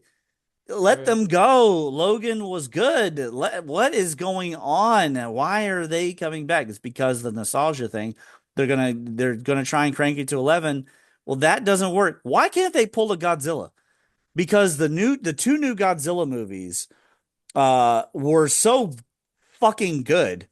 And they didn't. I mean, obviously it's pure nostalgia just on the sheer fact of the soundtrack. Um, but it's not nostalgia for the sake of nostalgia. I mean, the newest Godzilla where it's I mean it's actually Japanese people. They're doing Japanese shit. It's World War II, or post World War II. I'm like, damn, this is a great film, and I am not getting the vibe that they are doing fan service here. They're Mm. just being true to the lore, true to the culture. What Disney should have done in making Star Wars sequels is pulled from the extended universe and been true to the culture. The fans would be there now. They would have made $1 trillion by now, I think. So you think that they're going to do more of the nostalgia wagon and try to get back to form? What would though it look like if they were to actually do if they were to stick to the lore and do it right? I mean, can we go back to that era of the mid 2010s with these Avenger films? I don't see how it even be possible. No, I don't think so. I think, Too much has happened. yeah, They yeah, rigged a whole election. They banana republicized the United States of America, the world's biggest, largest, most powerful ever empire that ever existed, was turned into a banana fucking republic, a Bidenistan, mm, and then they lied about it. We knew they were lying. They knew they were lying. They knew we knew they were lying. They did it anyways. And now everybody's like, oh, surprise Pikachu, Georgia election votes. And they're like, yeah, we know. We mhm, fucking know. And they're like, well, you can't arrest people for attacking police officers. Like, are you fucking crazy? Are these people for real? Oh, well, while you're arresting people for police officers, we're gonna lie about the next election and then put out some movies. Will you please come see the movies? Well, we hate you as white men, but please come see. yeah, It's fucking weird, Jason. It's fucking weird. And on top of that, no one gives a shit that we shot a UFO. No one gives a shit. No one gives a shit that UFOs are even official now. That chemtrails are official. I don't know if you caught that. Chemtrails are official now. They have just admitted that shit, which we knew because they had geoengineering conferences since 2015. Operation Ranch Hand goes back to 1956 or so. Uh, but they've just come out and just admitted this shit. They are now in the midst of going, well, China's canceled making its new particle accelerator. We don't need any more big accelerators. We discovered everything with the Higgs boson. Okay, so you're admitting you didn't find dark matter. No, not exactly. We're not going to admit that there's no dark matter or black holes. What we're going to do is go back and steal all these smarter men's work and then rename it all. And mm, I've caught them. You know how fucking hard it is to get an AI to make a black hole without an event horizon and without a black center. It's like fucking impossible. But they are doing it. They're publishing articles in the journals where there is a star. You could see the star through the black hole, which is realistic, of course. There's no reason why a magnetic pinch at the center of the Bosickian superplasmoid would actually keep you from seeing the star. It'd probably be a lot more blurry, but the AI doesn't know how to do that. So they're just deconstructing shit all the time. They're not stopping. They're doubling down, and now they're going, "Well, no, we didn't. That never happened." You yeah. know, A lot of this seems like experimentation. it really does. It's like mass MK Ultra. In 10 years, they'll be like, P Diddy was never arrested. Yeah, Bill Cosby never raped anyone. What are you talking yeah. about? It's like they want to see what they want to see how much people will actually willfully ignore and Isn't that what willfully. Goebbels wanted people to, wasn't that the whole basis? Like, not just the lying, but like see how far you could get people to accept the lie? Yeah. And like things like letting the chemtrails and things like that creep into the mainstream and become, just declassified, stated facts. It seems like I think that was an experiment for them to say, well, people are so desensitized to that now. It's a joke, right? Yeah. Oh, my crazy aunt, every time I talk to her, she talks about chemtrails. Like, oh Yeah. yeah, chemtrails. Or everybody talks about the Illuminati. Ooh, the Illuminati, and these have become buzzwords for like when you want to make fun of somebody.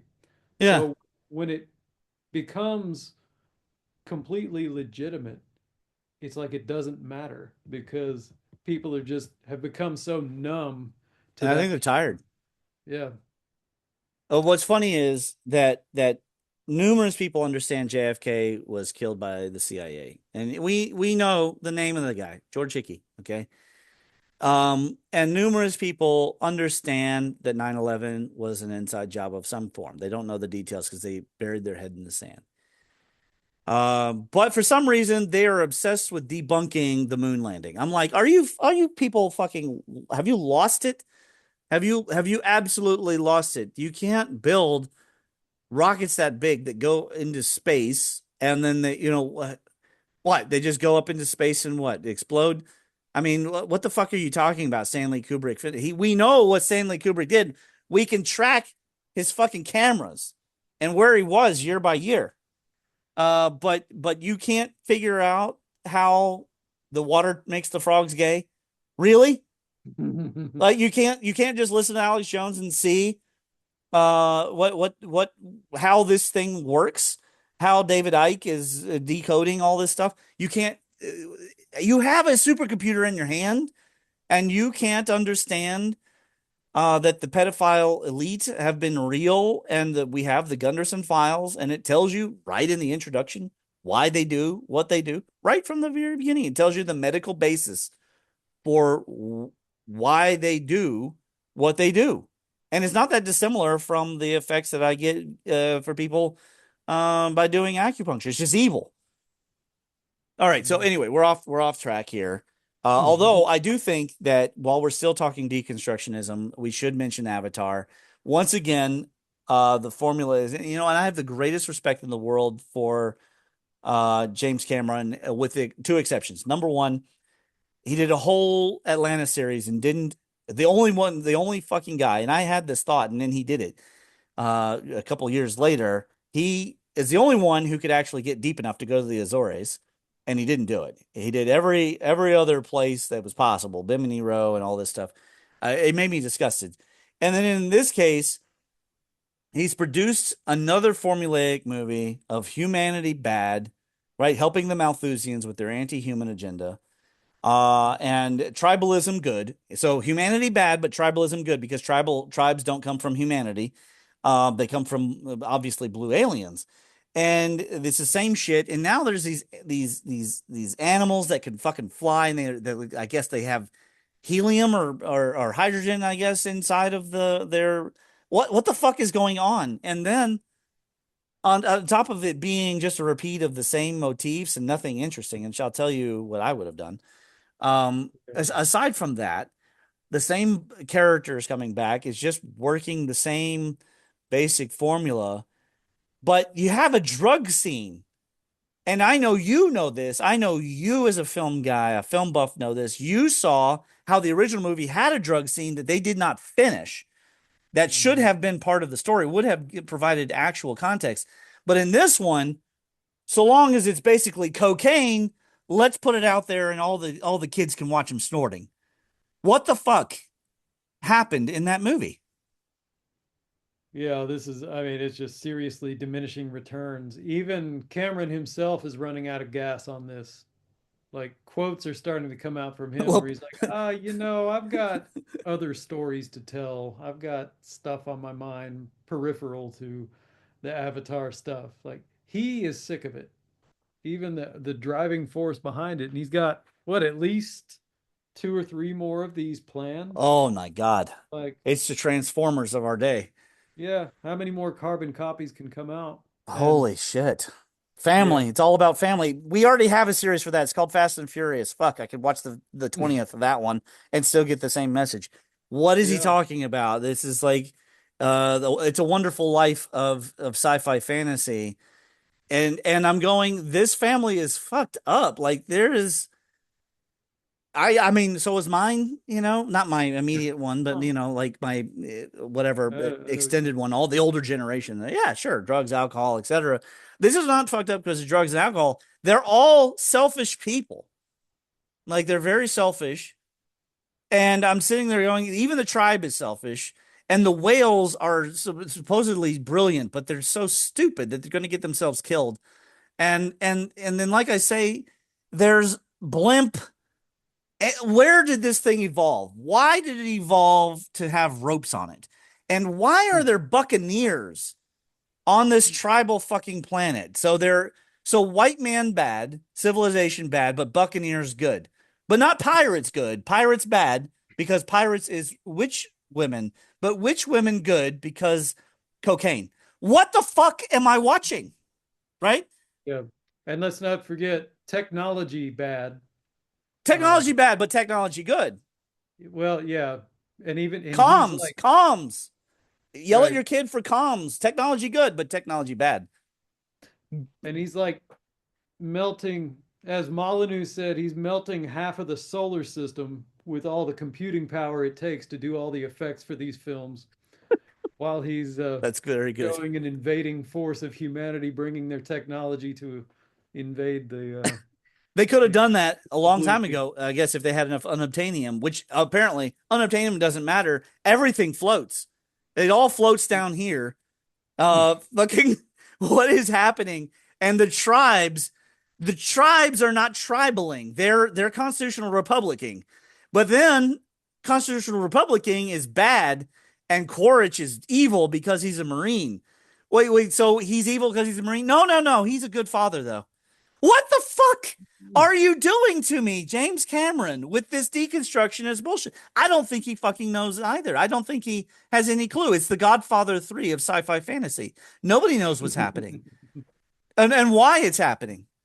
It's just it's money and then formula, but we can't throw away the formula that didn't work because then we would be the Clockwork Orange of movie making. And like, well, no, it's okay. You're actually the eyes wide shut. Stop that shit and go make some more The Shining. Like, go make something good. Speaking of, Cassie watched 2001 finally, and I say congratulations to Popcorn in Bed. She replied to me, and I in the live chat, and I let her know, of course, 2010 and the Zoolander parody and all this kind of stuff, and but she finally became a real cinemaphile. So she's seen all the stuff, and now she's finally seen the one she should have seen from very early on. She saw 2001. I hope she does see 2010. But small shout out to Popcorn in Bed. She's a lovely person. She's struggling through Game of Thrones because she's a good person, and there's not very many good people in that show. But I just don't see why would he. He's James fucking Cameron, Mr. Titanic, Mr. Terminator, Mr. Aliens. Jesus Christ. You are the Steven Spielberg of Steven Spielberg's. Why are you doing this to yourself? It reminds me of not Scorsese, but the other one, the Blade Runner guy. Uh Scott, Ridley Scott. oh my God, just stop, dude. Just retire. You are Yeah, past the yeah, expiration date. You are yeah. past the expiration date. I don't. I finally did go watch Prometheus, and I think I nearly gagged in my mouth. I have not bothered with this new Predator. It looks retarded. I did see the one Yeah. where the woman versus the Predator from the old days. They're Indian or whatever. We got to make a thing. We got to have the thing for how Danny Glover picks up a pistol. Red Letter Media is always correct when they call that shit out. But Mhm. I saw it, but I didn't really like it, and I thought, like, it's not bad, but I just didn't like it. It just didn't do anything for me, and it was pretty horseshit. Uh, Black Widow getting away with beating up 300-pound men is not gonna be the same thing as Little Indian Girl being able to stop, a head melting alien. But Yeah. anyways, so I don't understand why we have to do why we have to go through this level of stupid. But I will tell you, it is occasionally hilarious. I was at the FYE in the mall, if you recall, in the Fayette Mall. It's near the Dick's Sporting Goods, and my heart stopped. I had to purchase it immediately. A $3 used copy of Bill Cosby on record, and I Oh, thought, wow, we've now come full circle. They don't care. They don't care, right? $3 was a small price to pay to prove that a corporation has no soul, despite whatever the supposed conservative John Roberts and his Supreme Court say. So corporations have no soul, and the women at the counter did not give a shit when I bought it. They didn't make any tut-tuts or saying. In fact, I said to the woman, I said, "Wow, she said, did you find everything you wanted?" I said, "Yeah, I didn't even expect to find this here." I was like, Bill Cosby. She's like, "Oh yeah, I got to go back and reorder my collection, like put it in order." So she's implying that she has some Bill Cosby in her collection. Like nobody gives a shit. Nobody gives a shit. So you and I aren't supposed to love the Cosby Show anymore. And don't listen to P Diddy rap songs. But don't give a shit. So this is why I still like Dave Chappelle, because even though his politics are shit, he acknowledges he's like, this stuff is all fucked up. That's what he's saying. That's the long and short of his new special. Is this shit is all fucked up, and it doesn't Yeah. make any fucking sense. And the irony of it is, even his stuff is fucked up because he is busy saying all this stuff about Jack Johnson, but because of politics, he won't just say Trump is the only president who posthumously would pardon Jack Johnson.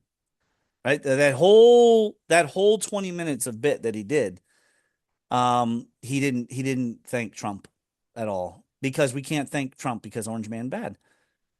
Right. And then that brings us, of course, to, I'll let you throw in a comment on all these things, but that brings us to the Venezuela thing. So get your comments on with regard to the pop culture here. Yeah. Well, I mean, yeah, I can't say it much better, but people like Chappelle, it's like you want to think that, well, this is the guy that's going to tell the truth. He's more concerned with truth than he is about sticking with any kind of agenda-driven source, or going along with any program. But he just he also, sometimes he just seems as much tainted and influenced as anybody else. And so I don't know. I think there are some influences on him that I think are not so great. But at the same time, like you say, it's less, to a much lesser extent than, say, a Kevin Hart or Oh, God bless. Kevin Hart has definitely sucked. He's definitely sucked it and put on the dress. What's the one who I can't stand, Cat Williams. He's right. He is yeah, right. I don't yeah, love that Cat Williams at all, and right, he is not lying about Kevin Hart. right. Again, he's wearing Dave Chappelle's wearing this Kaepernick jacket. But I support his right to free speech. I watched the whole special. I didn't get all butthurt. I just watched it, and I laughed when he was funny, and I sat there when he just kind of yammered on, which is what he does now. He is he is a great storyteller. He's not that funny, but he has been very funny at times. But Yeah, I would say that at his peak, he was about equal funny to Bill Burr, who is another one who's fallen completely the fuck off. yeah, There is no bigger, Rage for the Machine example than Bill Burr when it comes to comedy. I mean, I just so I an will rest inversion. in peace. I don't think he's alive anymore. I think it's actually an alien that has shapeshifted and taken over. But at any rate, Donald Trump. Yeah. Ugh. I know. I know. And I forgave him. I forgave him after the Fauci thing and after the letting the election getting stolen thing. When he had the National Guard the whole time, he could have put them in the voting district areas where these things were going to happen, where the intelligence was showing up. In Atlanta and in Minneapolis and in Wisconsin and Chicago and Phoenix, in Las Vegas, and Philadelphia and Pittsburgh, right? He could have had protection over the voting. He let it happen. And in fact, the Republicans participated somewhat in the same fraudulent COVID scheme. They just didn't do it as well. Hmm. And Biden did, said we have the most sophisticated, diverse voter fraud organization ever built in history. I mean, he just admitted to it. And so I forgave Trump and I helped him get elected and everything. And it's okay if his DEI hires suck at their jobs, right? I mean, Pam Bondi is an absolute disaster. Cash Patel is a disaster. Dan Bongino is not a DEI, but he's a disaster. So fast forward, I'm happy with what happened with the Iran incident. Finally the Top Gun 2 happened. The world is safe for another, 10 years, right? 5 to 10 years. Fine. Because he didn't go into more wars.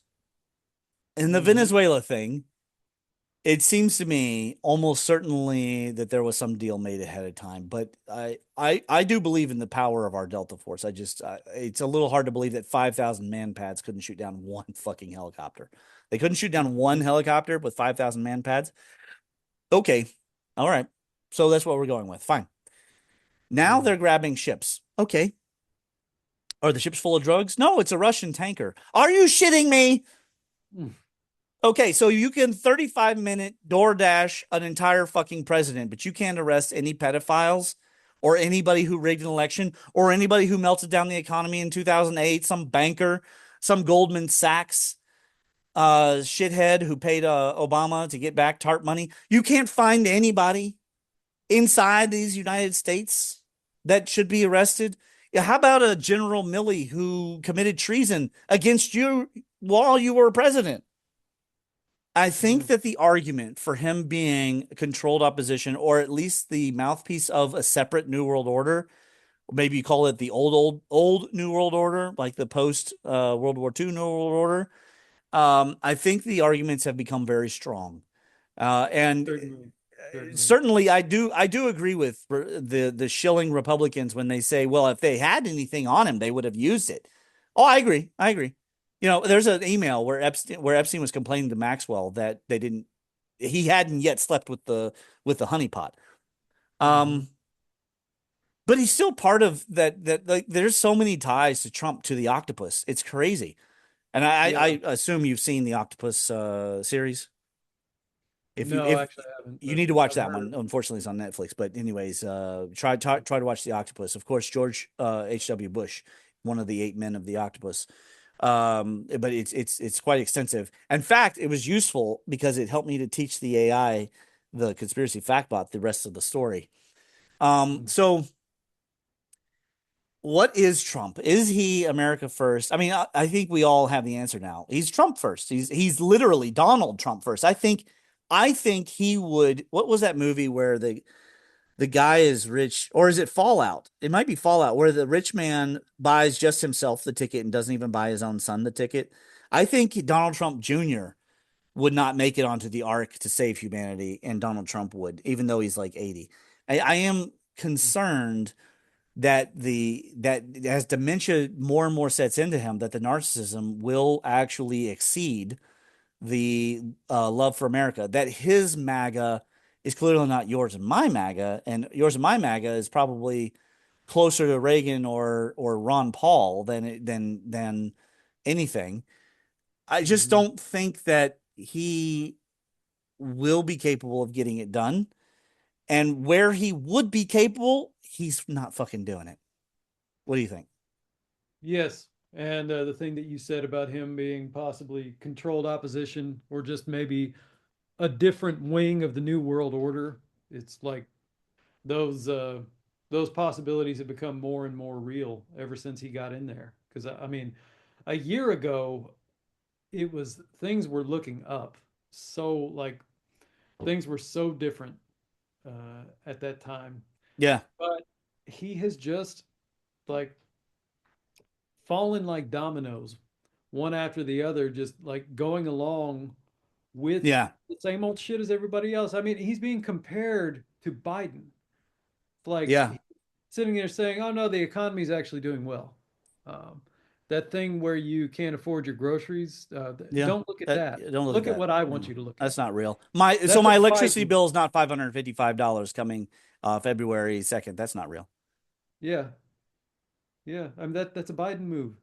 What are you doing? I mean, what are you doing pulling Biden moves? And it's really an amazing feat when you think about it. It's been commented on before, but how do you go from reducing the left to an absolute shattered mess a year ago? I mean, they've got nothing. They've got no prospects. They've got no hope. And you are on top of the world. and then you go and just absolutely fail to capitalize and just blow the greatest advantage that you've had in, I don't know, a generation or more. Yeah. Now they look just as bad or worse. Now it's like Maybe that's good. they're going to lose the midterms. Oh, Everybody's they're saying going to that. lose the midterms. Yeah, they're going to lose the midterms. And it's kind of ironic. That woman was legally shot, but optically it looks bad, even though she hit him with her car. That is going to matter more than creating peace in the Middle East. It just is, unfortunately. It's really that's how fucked up our world has gotten. He does deserve some peace prizes. But he already deserved the peace prizes from way back in the first administration. But at the same time, he's behind the fast speeding of this mRNA vaccine, which is causing people to have these weird clots. It's killing people, and he's got no accountability for that. I enjoy his trolls just fine. He can call the woman Piggy. I don't give a flying fuck. I don't give a flying fuck. He probably said Peggy, but if he said Piggy, good. Call her Piggy. I don't give a shit. I don't care that he called her Piggy or Peggy. I don't care. But I do care, not so much about him, having a freak out about being friends with Epstein. He's right. They were going to try and use that to try and beat him over the head. I care that he keeps a woman in power who straight lied to us and said, "Oh, there's no Epstein files." Okay, here's some Epstein files. What the fuck are you talking about, lady? We're not that stupid. We're just not. We're not that stupid. Americans are stupid, but they're not that stupid. You can't one moment say that they don't, that, well, I've got them on my desk, and then say Yeah. they don't exist, and then say, well, we're going to release them. And then when they come out, they're more redacted than when they were originally out. And then they're so stupid that people were able to highlight and copy pasta it over to the docs and get them anyways. What the hell is going on? And I'm sitting here wondering. I'm like, well, it was a miracle that he was saved. There's no way. People don't understand. Unlike the Tyler Robinson Charlie Kirk thing, um, you can't set that situation up that perfectly. Okay, you just can't. That red dot, that bullet could have hit anything. That was a miracle. But it being a miracle, I'm going, well, what God save him for? If he's not going to restore America towards the kingdom of God, then what is he going to do? Well, apparently, we're going to go down and root and tootin' and go down to South America. Have you ever heard of Venezuela? It's sort of like Colombia, but it's smaller. And we're going to have more fun. What?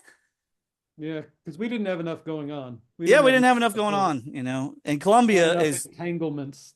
Colombia is licking its lips. You mark my words, there's going to be 3 times as much fentanyl. Mm. They are licking their lips at their rivals over in Venezuela being knocked off. I'm like, what are we going to do? Kinetically invade all of it? The only one that should have been invaded of anything is annex Mexico, clean it out, and then give it back to the Mexican people. That's the only thing, if anything, should ever been done. Instead, he pissed off all the Canadians, which was funny. It was funny. He should have just stuck to buying Greenland, though. That was enough to piss them off. Just buy Greenland. We need the helium. And then, but what are we doing? And now that being said, the left and their horseshit about the older fishermen, 1,200 horsepower engine fishermen. What the fuck are you talking about? These are not fishermen. These are cartel narco terrorists, and they're killing hundreds of thousands of Americans a year. I have no empathy. This is not a war crime. Shoot the boat 5 times. The only thing I don't like about it is how damn expensive the missiles are. It's a waste of it to shoot the boat again. That guy wasn't going to make it. Let the Coast Guard pick him up or whatever, or a shark. Who cares? Let him go back to his friends and say, "Oh man, I just barely got out of here. We got struck by a U.S. missile." Woo! Let him go back and tell the story. Why waste the money on a second missile? But I don't. What is with this? The left wants us to feel bad for these narco terrorists. They're literally killing Kentuckians and American citizens all over the place. I don't care about them. I just, but at the same time, we can't solve the fentanyl problem kinetically. We tried that. It's called the war on drugs and DARE. They both failed spectacularly. You and I both know You don't, of course, make it legal the way San Francisco did, where it's just like everywhere and people are shitting all over themselves. But you make it a prescription thing, like the Victorians. Sherlock Holmes did cocaine and heroin and stuff. Like it was something a responsible citizen could get a hold of and experience for themselves and make it a safe way to do it. We now live in an era. There's this, you can go and get nootropic gummies and gummies with THC in them, but for whatever reason, people can't have a little bit of cocaine, and that doesn't make any sense because tiny, small amounts, very small amounts of cocaine probably would actually do a lot of people some actual health good as long as it was made in an organic and wholesome herbalist manner. But so long as it's illicit, there's going to be fentanyl. It's the ivory all over again. You can't save rhinos by banning ivory. We tried. They're basically extinct now. Basically, you're down to what, Yeah. 6 black rhinos that won't even mate with each other. I mean, they're fucking done.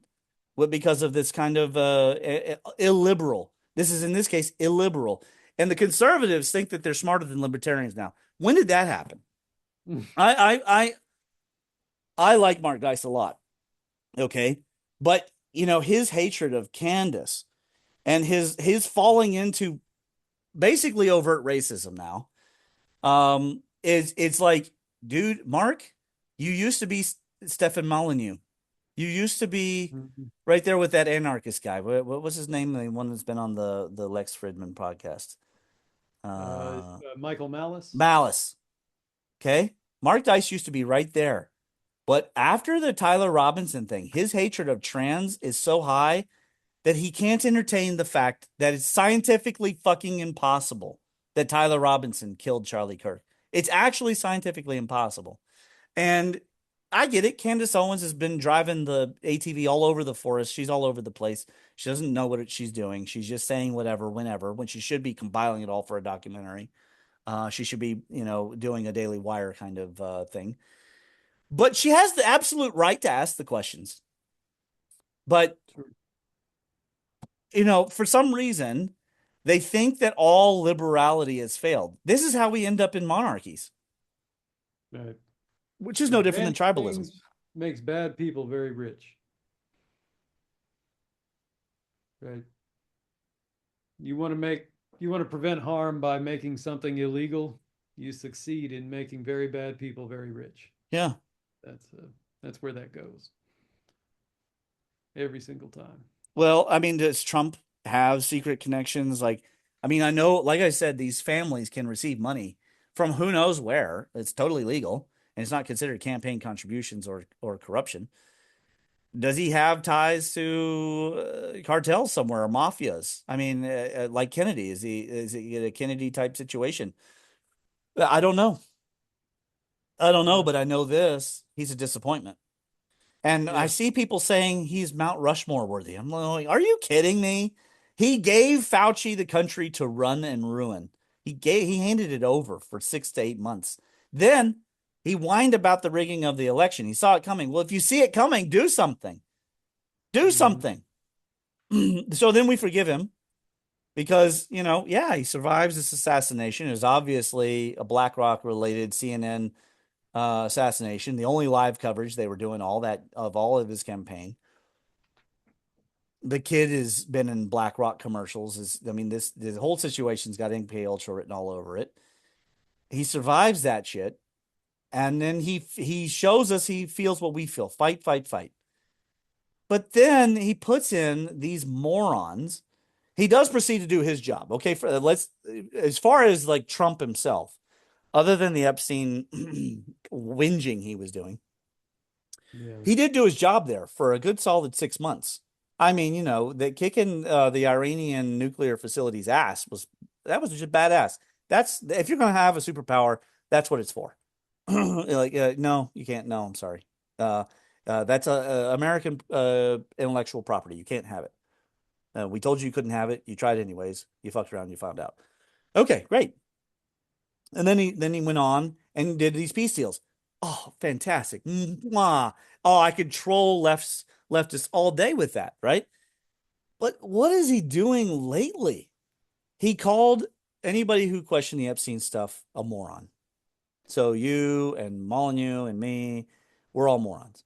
And Mark Dice knew that that was a stupid take. He knew it was a stupid take, and he called that out. But then later on, he gets angry with uh, Candace Owens for continuing to ask questions about a very sinister plot to assassinate a man for his free speech. That is assuming he's not alive, right? Assuming it's not actually a witness protection scheme and some kind of scam. My presumption is that people within TPUSA stood to make a lot more money with him dead than alive. That's I mean that's the means motive opportunity that is apparently available. I actually don't think Israel was involved, although me thinks the BB doth protest too much and too early. But when you have a boy you raised up and he's worth $20 million to you, you don't kill him just because he has a little hiccup. You schmooze him. You get him a mistress. Um, you get him some Ferraris. Take him down to Dubai. You wine and dine him. You take him to the far flung magical land of Thailand. You know you do that kind of stuff. You don't kill him. Okay. Hmm. Now it, at this point, it does appear that a palm pistol is the most likely candidate, but there was a high-speed drone on camera that was in the area. Uh, so I don't know. I don't know who did. I just know Tyler Robinson didn't do it. And aside from that, Trump is playing into the uniparty narrative. That is, whatever Pelosi, yeah, sure, they look stupid whenever they just hate whatever he does, but it just looks like actually he likes the uniparty, but he wants to control the uniparty. It doesn't look like he wants to dismantle the deep state or drain the swamp. It doesn't look like that at all. Yeah. And that was the Uh, aside from the wall at the border, that was the promise. yep. Drain the swamp, Yeah. right? And drain the swamp became 2 weeks to flatten the curve. Fuck you. Fuck you. Yeah. Marriages ruined. Economies crushed. And yeah, sure, all of his friends are making more money than ever. I'm super glad for Elon Musk. He's got hundreds of millions of dollars, hundreds of billions, and he is driving the planet towards a lithium RuneScape. We can all have Fallout soon, but I Mhm. just don't understand if he was really America first, and if all of his voters were also thinking America first, why would they support his idea that police should have extended qualified immunity? We've already got out of control police. Why would they support his fast tracking? He's clearly behind the scenes got a lot of friendships with a lot of CEOs. And whatever their politics are, whatever they say, whatever Mark Cuban says in public doesn't mean shit. If Trump calls him, they're going to make a deal. And if that's fine, I get that. And I knew that about him going in. But what about building more of the factories in Kentucky? Where are they? Right. Where are they? Yeah. And that actual down home nuts and bolts Yes. stuff that's just Yes. not materializing. Yeah. Where is the National Guard and the Delta Force to clean out the haulers of Kentucky? You got jihadi haulers full of Muslims with communities. Who knows what's happening? I can guarantee you the women don't have rights in those individual haulers. What about Hazard and Harlan and all of West Virginia and all the hundreds of thousands to tens of millions of people, whether they're Appalachian or Native American or they're Americans, but they're born from illegal immigrant parents, and they're living in a state of destitution. Where's their stimulus package? Right? I'm not asking for free money. I've never done that. But the fucking Wall Street ticker does not indicate the actual on the ground. It's like you said, it reflect the grocery bills, man. Yeah. He thinks gas prices will, well, I get it. Gas prices will win him an election, but he can't run again. Hmm. He can't run again. I don't know why people think he can. He can't run again. So Oh, the gas prices is not the main problem, man. The food prices, bro. I Yeah. I went to buy a large Coke and was treated like shit by this Burger King female. And instead of thanking me for coming there instead of a gas station or anywhere else, she treated me like shit. So they earned a 1-star review. $3.15. The fuck? So, anyways, um, all right. I want to wrap this up more on a positive note. Yeah, Uh, I'm actually running out of time. I'm gonna have to okay. You think you will see the Avengers, or you got anything planning coming up? You want to?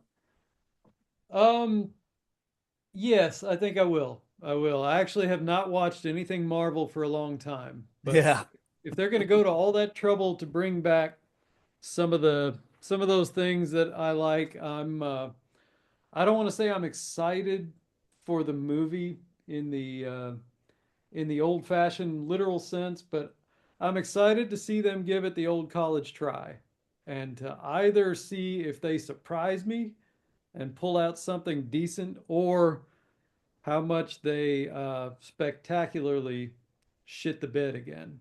yeah. No, I'm with you on that. I will see it, and I'm going to continue to keep my finger on the pop culture because I have to keep the pulse. No pun intended there. I'm referring to it in a Chinese medicine sort of way.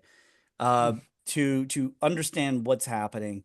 I watched all the Dave Chappelle special. I will watch some of these other things that are coming out. I do think we've got to have our heads on a swivel with everything that's going on. But I am going to tell people that I want you to remain cautiously optimistic. 2026 is going to be challenging. And I think that people should not have any disillusion that 2026 is going to somehow, quote, be better. There's going to be more opportunity because more chaos creates more opportunity. So if you're prepared to have an opportunity, then you will do fine.